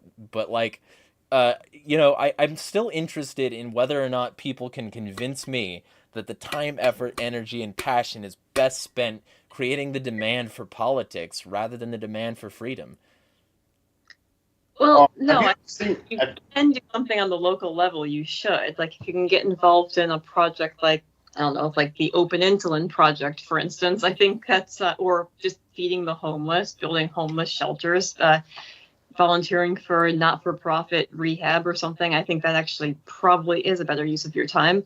I think, like, as far as electoral politics go, like, I'm not entirely against people running for political office on the local level, like for, county, city, town level, because there actually is something they can accomplish there. They can, repeal certain ordinances. They can decide, what's going to get enforced. Like if you run, for example, sheriff, you can decide not to enforce certain regulations, which became like during COVID, for example, that was super important. Or you could run for constable and then win and then quit. Oh yeah, you can do that too. Go ahead, sorry. Like you can decide not to shut down businesses that stayed open in defiance of the lockdowns. Like there is something to be said for people who run for local office. So yeah, no judgment there. But yeah, if you can make better use of your time outside of politics, I'm inclined to agree. Have you ever seen Sabrina Salvati's program? I think she calls it Savvy Sabs or something. Yeah, it's not a libertarian program. It's like a leftist program. Yeah, she's usually pretty good. She talks about this all the time. She talks about how, she's really critical of the leftists who spend all their time trying to promote Bernie Sanders and the Squad and VSA and all that stuff. And she says that, she said any time or money you spend on that shit is better spent building a mutual aid society or something like that. Yeah, like nobody remembers the Black Panthers for how much they did in Congress, fucking Right. But Bryce, because they had that armed march on the California State Capitol. They did that. Yeah. Which motivated the conservative hero Ronald Reagan to pass more gun control laws. Isn't he great? Yeah, Bryce gonna say something because he actually has experience running for office, so I feel like we should hear from him. All right, so I'm pretty much of the mindset that of like the original intent of the party. The Libertarian Party, I do think it should exist, but beyond trying to take localized seats, like I think the absolute highest level that you should actually seriously try to run for would be like what I ran for in 2022, which would be state assembly. And even then, like if you do get in, you're not really achieving anything. So I do think that like the focus, I think it should be two front. I think that people who are not going to be in the party should absolutely be trying to do things outside of the party to push for libertarian praxis. With the party specifically, I am of the mindset that, well, first off, we need more ANCOMs in the party. I like the pushing, like obviously I'm lib right, but having the party explicitly be a lib right party is pigeonholing us, and it's really hampering like where we can get our support from, because basically outside of lib right libertarians, the only places you can turn to, which is why in earlier discussions, the Mises Caucus is pandering to conservatives. Well, it's because we've pigeonholed ourselves as a party to this lib right dark, like specific platform. And I feel like if we broaden our shit and brought in lib-left people, we wouldn't have to like look towards liberals and conservatives as people to bring in. But yeah, as far as like the political party itself, I do think it should exist, but it should exist for educational purposes outside of localized politics. Like, you should run candidates, but those candidates' primary goal should not be to win. It should be to educate. Right. And I mean, any jump other and everything. any other attempt, like any serious attempt to try and win seats, you're basically going to end up putting up people like Gary Johnson and Bill Weld or Joe Jorgensen or, just absolute trash that's just not going to go anywhere. You know, and real quick, just because I got to get this off my chest. Hey, Jeremy Kaufman, you know how you supported the Yal door knocking campaign? You know how you fucking did that? You know how you were all on board with that Yal door knocker campaign? And then you went off on reason for their funding? Well, hey, they've got the same fucking funding sources. So if these people that you want to wash out, these milquetoast Nick Sarwark types are the kinds of people you want to wash out, maybe watch your fucking mouth about where your money's coming from, motherfucker. God, I hate that shit. Go ahead, Rose. I had to. Oh no, I think I said what I needed to. Well, I've been discussing the electoralist angle with different people for years because I've always been very skeptical of electoral politics. I haven't actually voted for anything in over 30 years. I think I voted for a president twice, and one of those times it was for the LP, and one time it was for Walter Mondale. I just wanted to vote against Ronald Reagan, but the reasonable choice. Yeah, well, the thing is, my take on that would be, all of it is relative to context, but where we are now, culturally, politically, and all that, I would say that if there's going to be a party that runs presidential candidates on some kind of third party, then the sole purpose of a presidential campaign should be educational. There's no way in hell you're going to win, and if you're trying to get a few extra votes to get the federal matching funds or whatever your goal is, that just means you're going to have to attract a bunch of people that could care less about what you're trying to do anyway. So so at the presidential level, it should be purely educational, and the person who's the candidate should actually be somebody that takes the ideology of the party seriously, not somebody like Gary Johnson who's just a Republican businessman. A guy like Gary Johnson can be mayor of a town just fine. He'd probably do a great job, but beyond that, somebody like that should not be a libertarian presidential candidate, I'd say the same thing about some other party that nominated somebody comparable to Green or something. If you're going to win for something if you're going to run for something with the goal of winning, it should be something attainable and where you can actually have impact. Like running for the zoning commission would be one thing on the goal of rolling back or abolishing zoning. That's something that's actually doable. It's not that sexy of an issue. It's not like overthrowing the government or something, but it's that something like that is actually possible. But beyond that though, I really think electoralism ought to be a tertiary question. I mean, you can have your symbolic candidates for president. You can try to run for local offices when it's feasible, but the other stuff I think is more important. It's stuff like building an alternative infrastructure.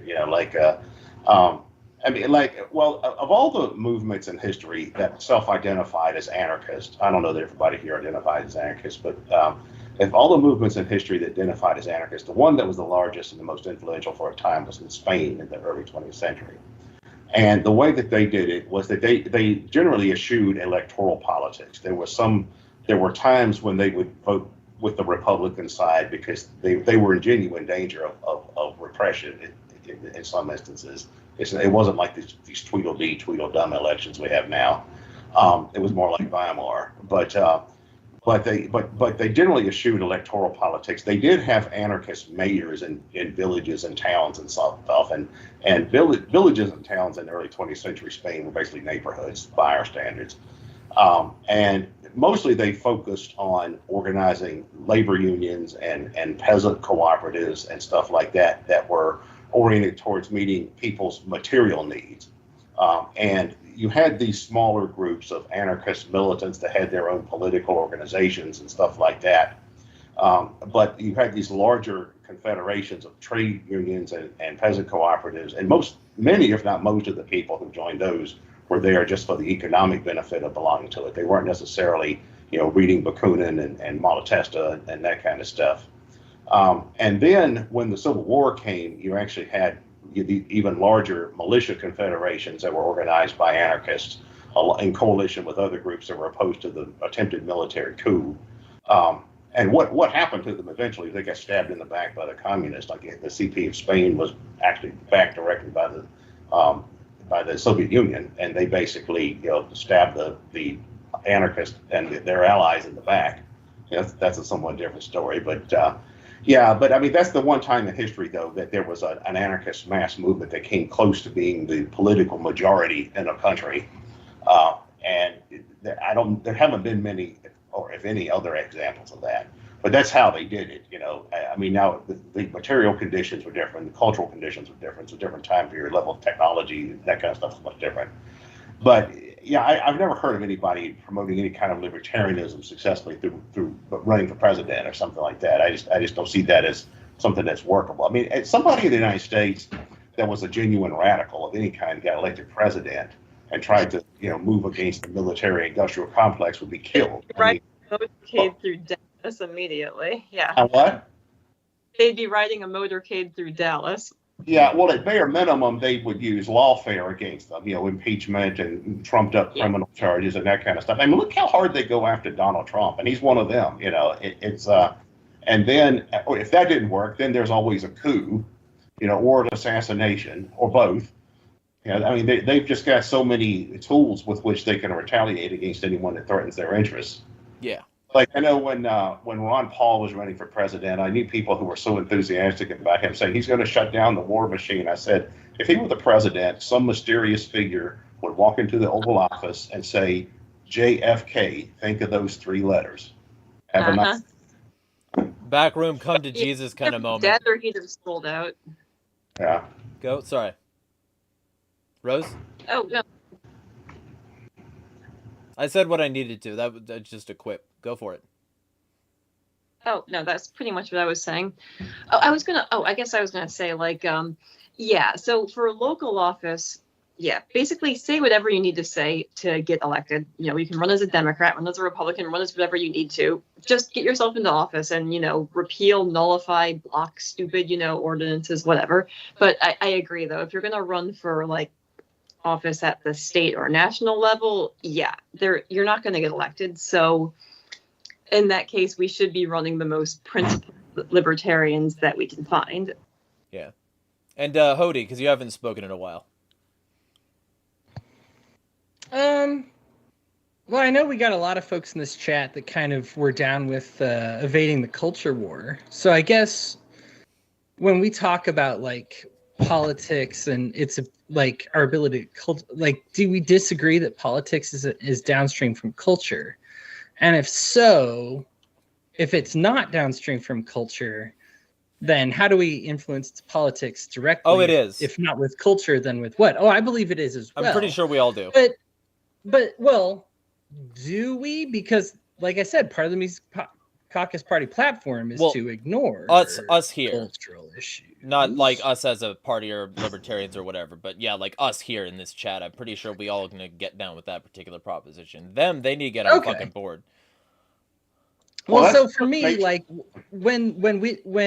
how are we surprised then when the Mises Caucus kind of devolves into our leadership uses the N-word, LOL, and they promoted the statist position on immigration and they promoted the statist position on invading countries and whatever it may be. How can we be surprised at all that when we forfeited the culture war? Mm-hmm. I guess we all should have seen it coming when it was part of the platform. And that includes me because I was pro Mises Caucus at first as well. And it was there in the platform from the beginning. So if we know politics is downstream from culture, how do we make that work with the Libertarian Party? And then also, isn't it better to just then directly influence the culture and then the politics will naturally evolve whether libertarians are part of it or not? Because libertarian culture will then influence politics as opposed to trying to insert libertarian politics and then go back down. And that's just a question for the libertarian people who are still with the party. Because I don't begrudge you guys. I honestly from trying with the GOP and trying with the LP, I understand the desire to want to see it happen.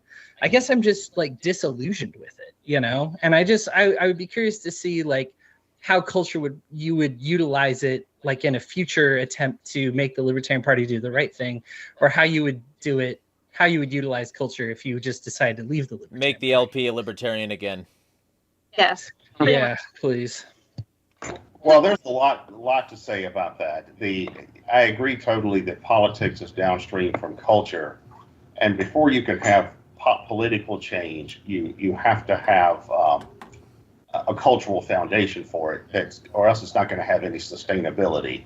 And you can look at any society around the world and say that. For instance, in some of the Islamic countries, the head of state can't just come out and say, well, I think Islam sucks. We're not going to do that anymore. Like, he'd be dead the next day. It's not just that. I mean, you could apply that to anything. I mean, imagine, be in a Latin American country coming out and saying, well, I think the Catholic Church sucks. It's not going to work. So the way people think matters, and that's the big part. That's a big part of culture, obviously.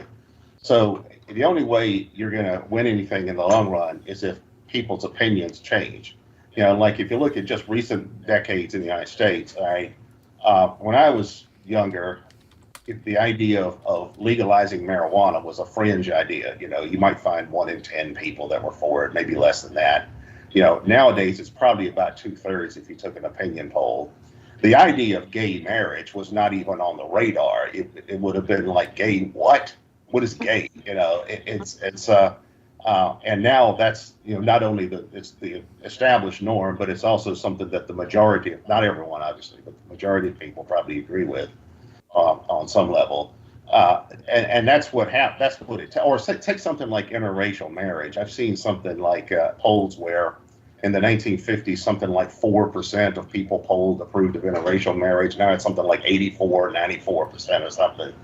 So it's only when people's opinions change that you can have cultural change. And it's only when cultural change happens that you can have political change. One of the lasting effects of the Vietnam War was that it delegitimized the draft.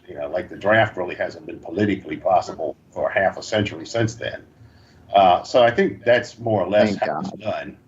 And when it comes to anarchist ideas or libertarian ideas or whatever, it's only when large numbers of people have ideas along those lines that you're going to see all of that starting to influence the wider society.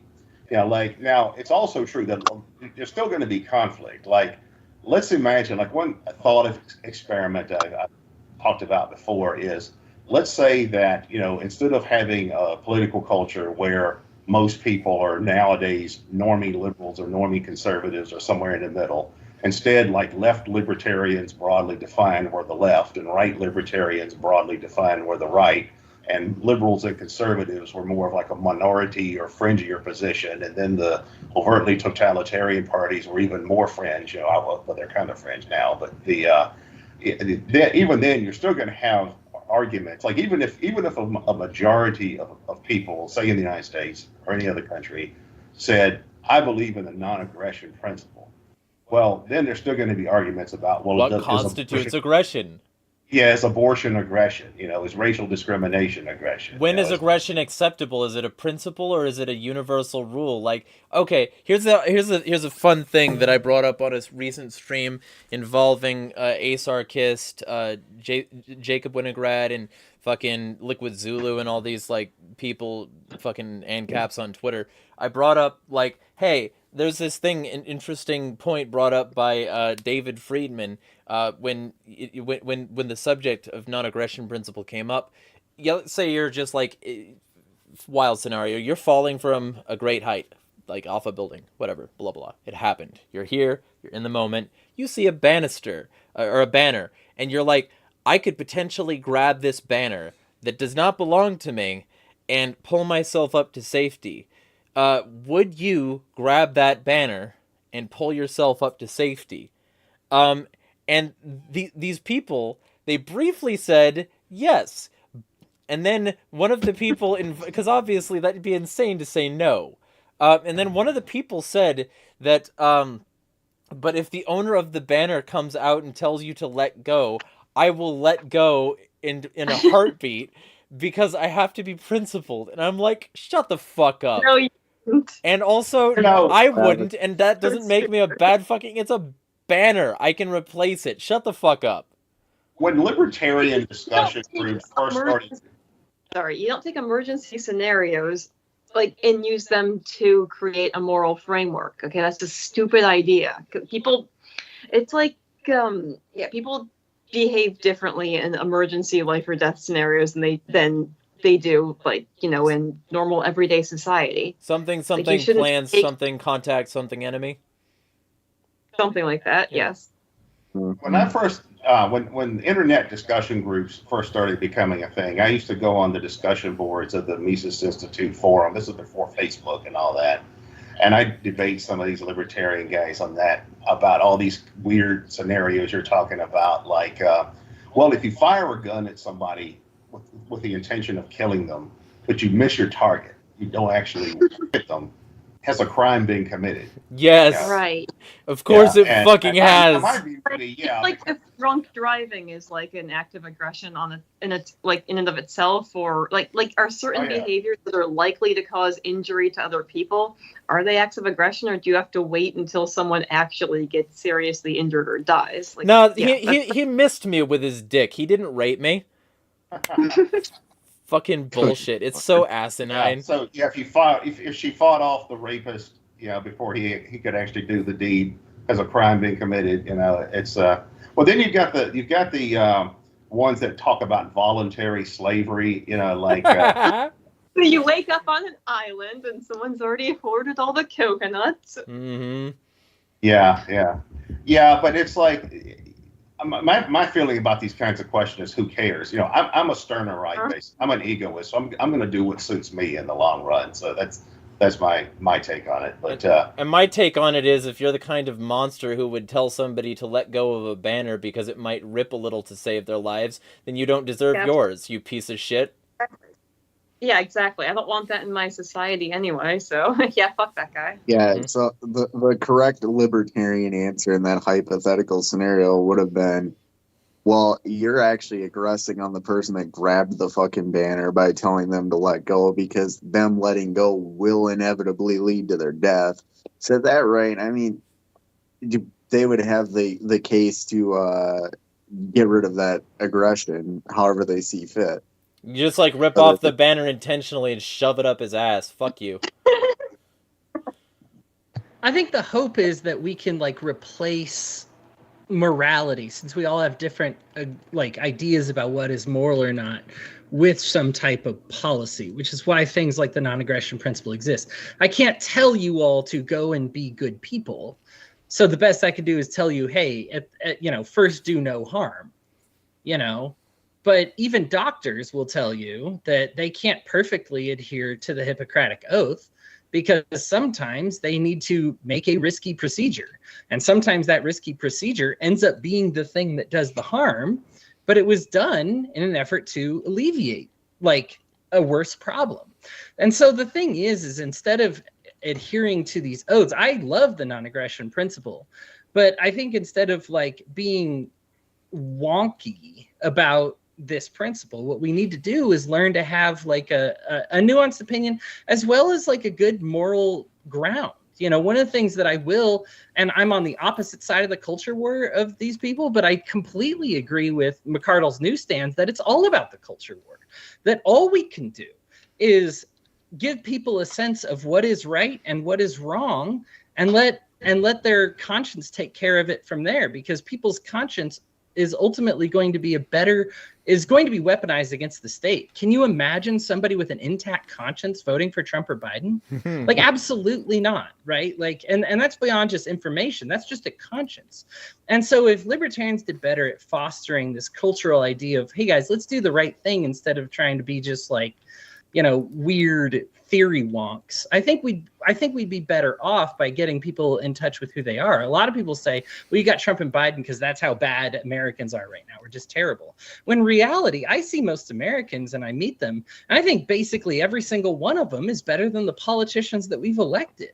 You could do a roulette wheel get a president, and they'd probably do a better job, or at least have more of a conscience than the politicians we have currently. And so I think like we need to tap into the goodness of people better than we currently do. And I think we would have better success if we were to try to do that. Well, and wouldn't it be so much better if this entire conversation was more like Vouch and talking about when it's acceptable to fuck a kid, you know? Wouldn't it be like so much better if we just debate broed this and started yelling toxically at each other and started interrupting and, you know, trying to trample each other's emotions and get one-ups and fuck yous and, you know, wouldn't it be better if this conversation was more like that? It'd certainly get more views.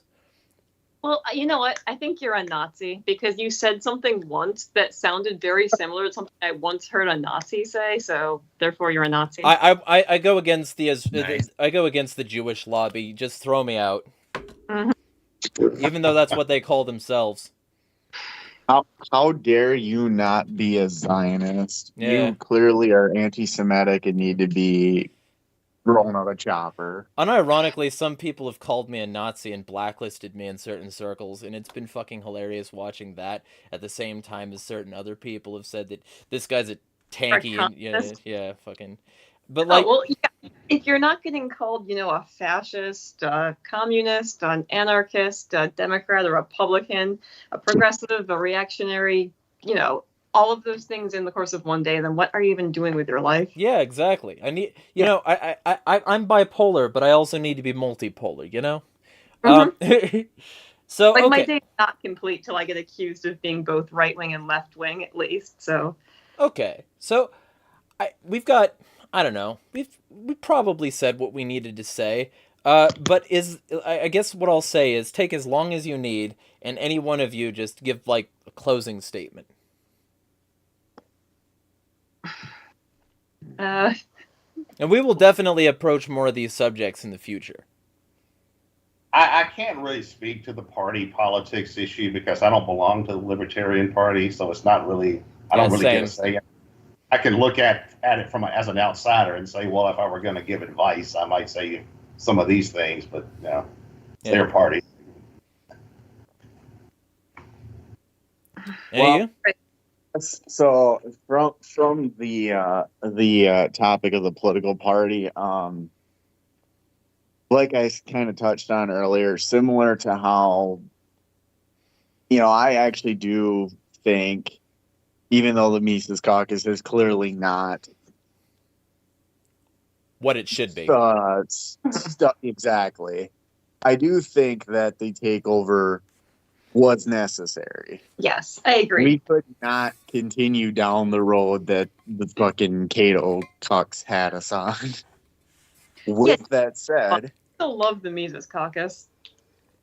With that said, like I've kind of touched on earlier, I do think that what needs to be done with the Libertarian Party at this point is, first off, I think the lib left needs to kind of do its own little mini takeover and not necessarily like completely flip the party lib left, but at least bring it back to more of a broad scale libertarian thing.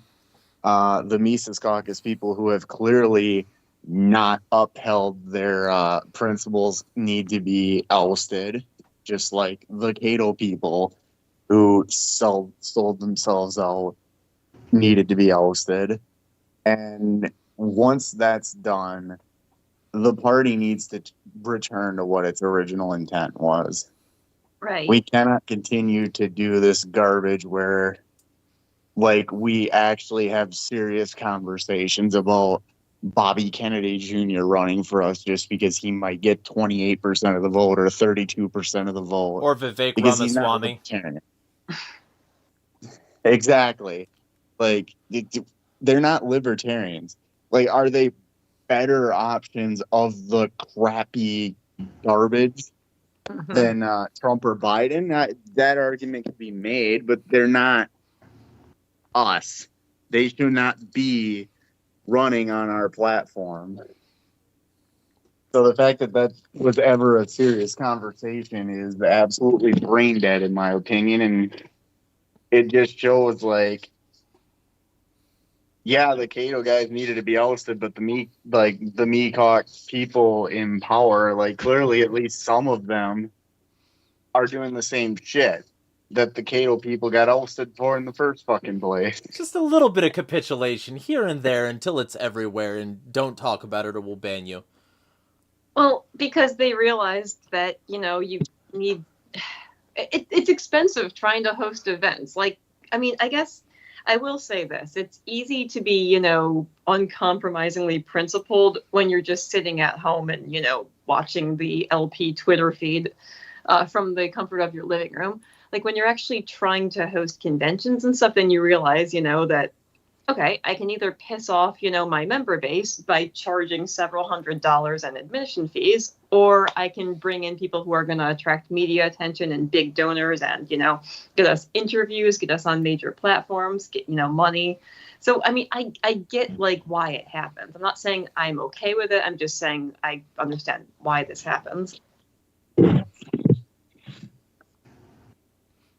I don't know that something like that, though, is really appropriate for a party convention where you're trying to have a nominate a candidate where you're trying to represent the party's philosophy. If you're going to have some kind of program, where you're going to have, like, for instance, years ago, I went to this program that was sponsored by the Future of Freedom Foundation, which is Jacob Hornberger's group. And this was mostly about the war on terrorism. It was about the war in Iraq, Afghanistan, and the Patriot Act, and all the stuff that was associated with the war on terrorism. And it was understood that this was a libertarian-oriented conference associated. But they had people there from the left. They had Robert Scheer, who I think is a communist. They had the people from the ACLU, which is a leftist group. They had a lot of people, from outside normal libertarian circles. They had a Republican congressman there. Well, Ron Paul was there, but then they had another Republican congressman there. So I could see having people like that at something like a public event where it's about some topical issue or set of topical issues. But a party convention where you're actually going to be nominating a candidate, is a whole different thing. I mean, it would apply to any party. If you're the Socialist Party, you're not going to invite somebody from the American Independent Party to your nominating convention. It just doesn't work. What's the point? Right. And thankfully the New York Mises Caucus is in agreement that, having people like RFK at the convention is, a terrible idea. So, Well, he just strikes me as a huckster. I mean, it's like somebody that's associated with this Rabbi Shmuley guy. I mean, anybody that sees any merit in that guy and promotes them as aggressively as Kennedy does. I mean, something's up there. Yeah. And what about you, Hody? Got something for the... Yeah. I would issue a challenge to people. Like, we've done a lot of talking about this, but I think the solution is in the walking. I was kind of, I don't want to say forcibly removed. I walked away on my own, but, there was an intentional plan by the Mises Caucus to get people like me out because I'm an ANCAP, sure, but, I was pro LGBTQ stuff. Like I said, I made up a lie to start a fight with my podcast.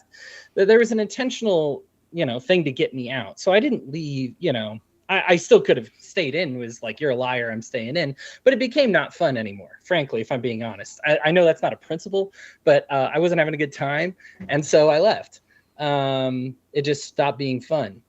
And what I found is that when I got involved with my community, and the LP newsletter wrote about this for a bit, but my prison outreach and my work fighting for rights here against the local police department, and the work that I've done outside of politics has been just so much more impactful. But I don't want you to take my word for it, because I would always wonder if I could have been more valuable had I not tried politically, both with the GOP and with the Libertarian Party, to try and see, like, maybe I can make this work somehow. Maybe I can fix it. And those personal experiences really helped inform, my opinion on this matter.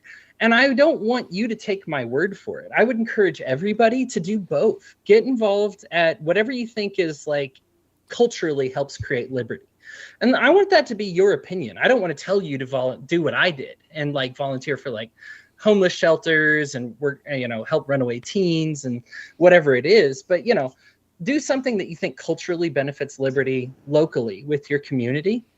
And then work on a political campaign and put in the same amount of money, same amount of time, keep yourself honest. And then I want you to take a step back after you've done those two things and ask yourself, which one made more of a difference? Because to me, while, I have some tough feelings about the Mises Caucus getting rid of me, they did me a huge favor. I was not cut out to run political campaigns, even like the successful ones that I was on. It was like, great, I got a council seat. So we vote about whether, the park, tax is $5 or $7 for everybody's property, and then lose, right? Because we have one seat on the council as opposed to all 12, So like, it's one of those things where it's like, to me, it was invaluable to see it. I would always wonder, even if I were to like be new to politics and listen to the words I'm saying right now, I know myself well enough to be like, I'm going to try anyway. I'm going to do it. And you know what? Go do it. Give it your all. Give it your best try. And if you just find that you're not moving the needle or it doesn't work, go do something where it does work. I don't want a rigidity about this. I have some friends who are Amish, and one of the cool things that they do is it's very unlike most religious traditions, where they actually have you go out into the world for at least a year or two. Because ordinarily, if you're like, well, if electricity is a sin, why would you tell somebody to sin? It's like lying is a sin. That's like, okay, you can't tell the truth for the next 2 years. Okay, it's not like that though. They view it as personally, they feel that benefits their life, and that your experience out there will end up making you stronger in your testimony when you come back, because you say, this lifestyle really is for me. So I really do encourage everybody to try out the political way.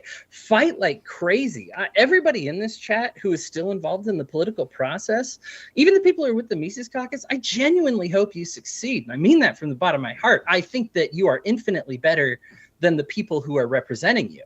And I mean that.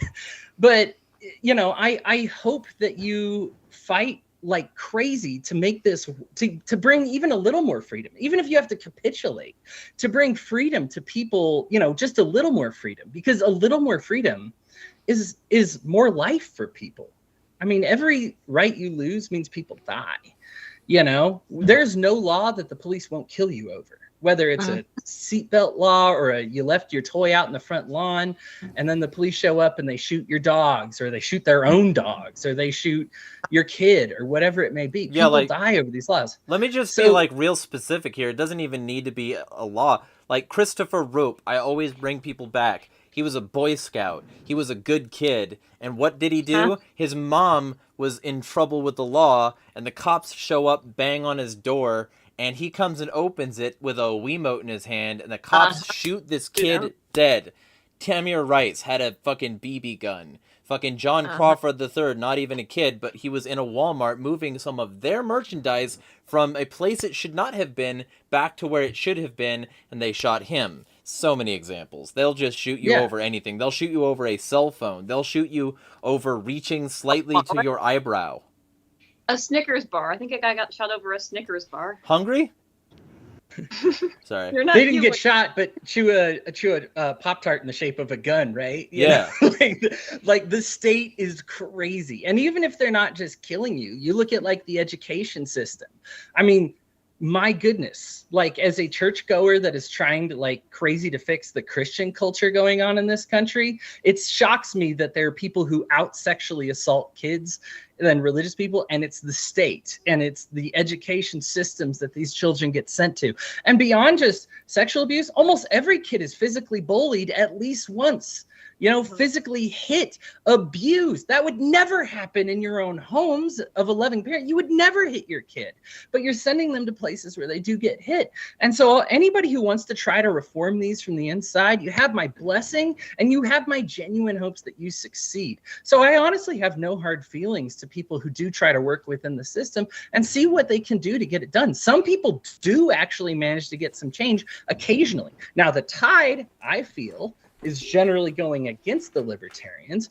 But even if you want to say my purpose on this life is to try and slow this tide so that the anarchists eventually can get their society, you know, together while this wave is crashing down, fantastic. I'm happy to have you on our side.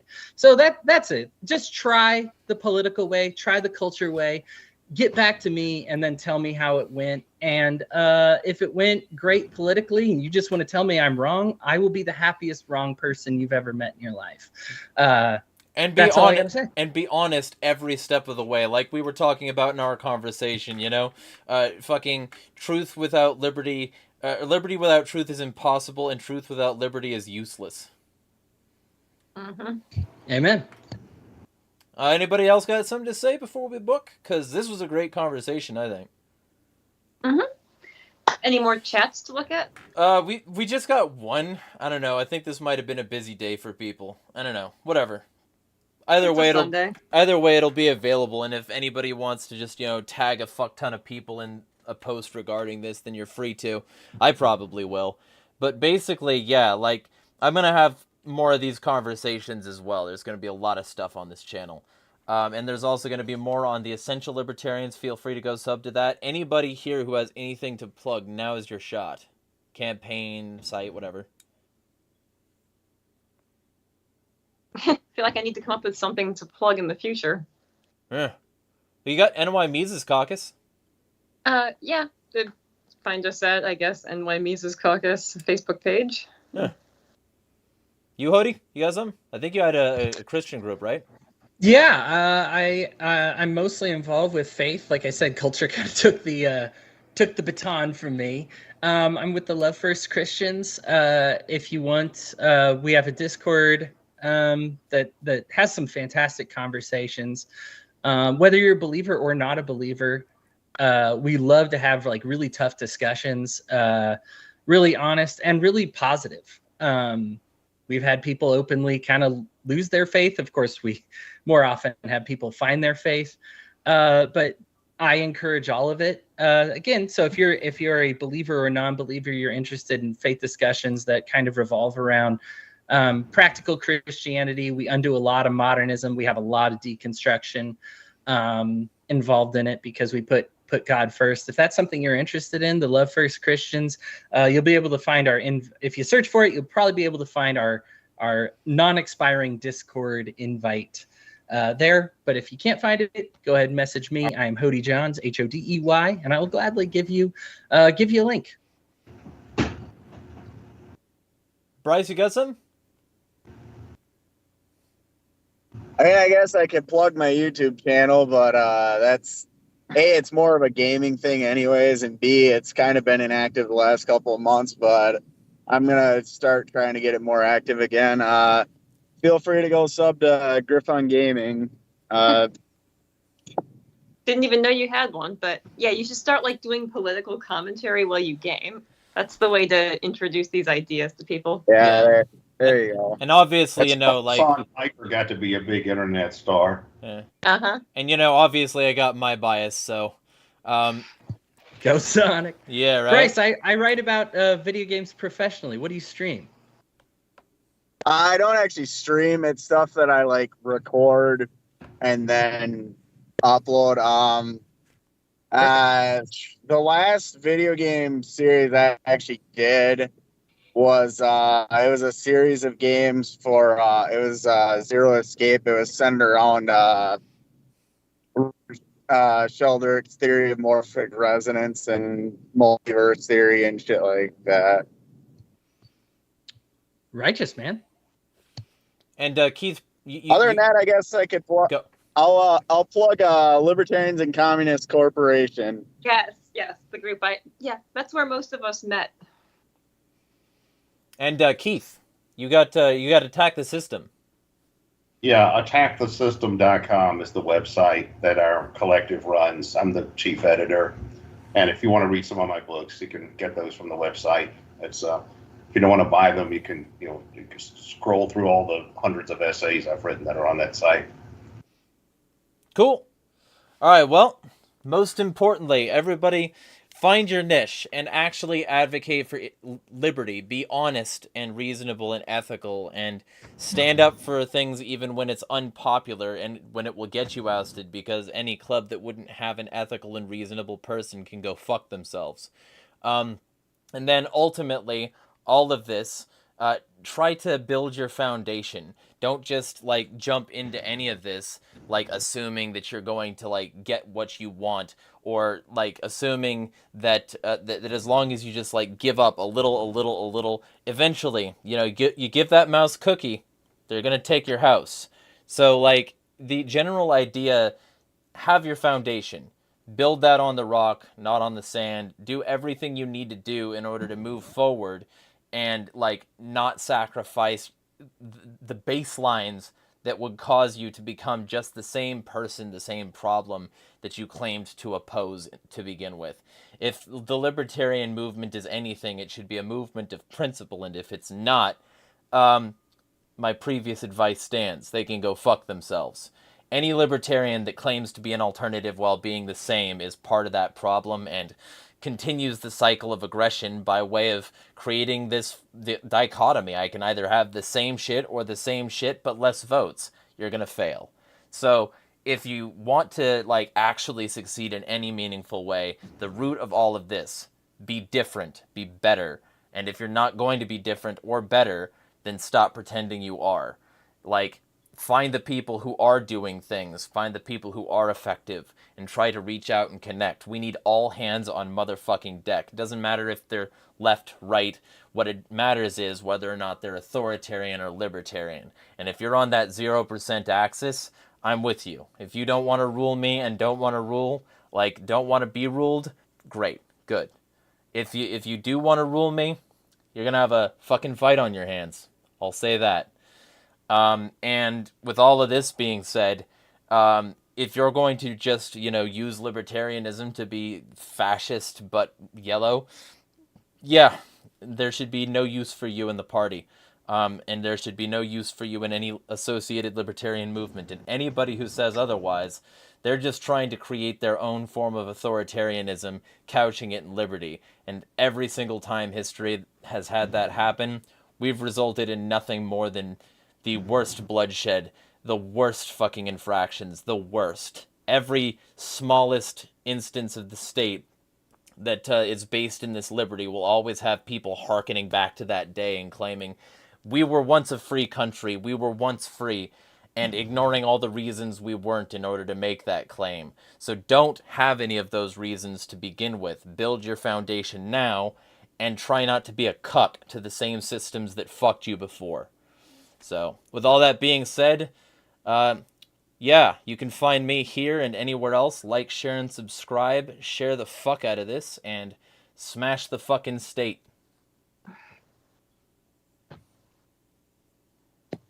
I just gotta make sure that this is off before I hang up here. Cool. I think that's it.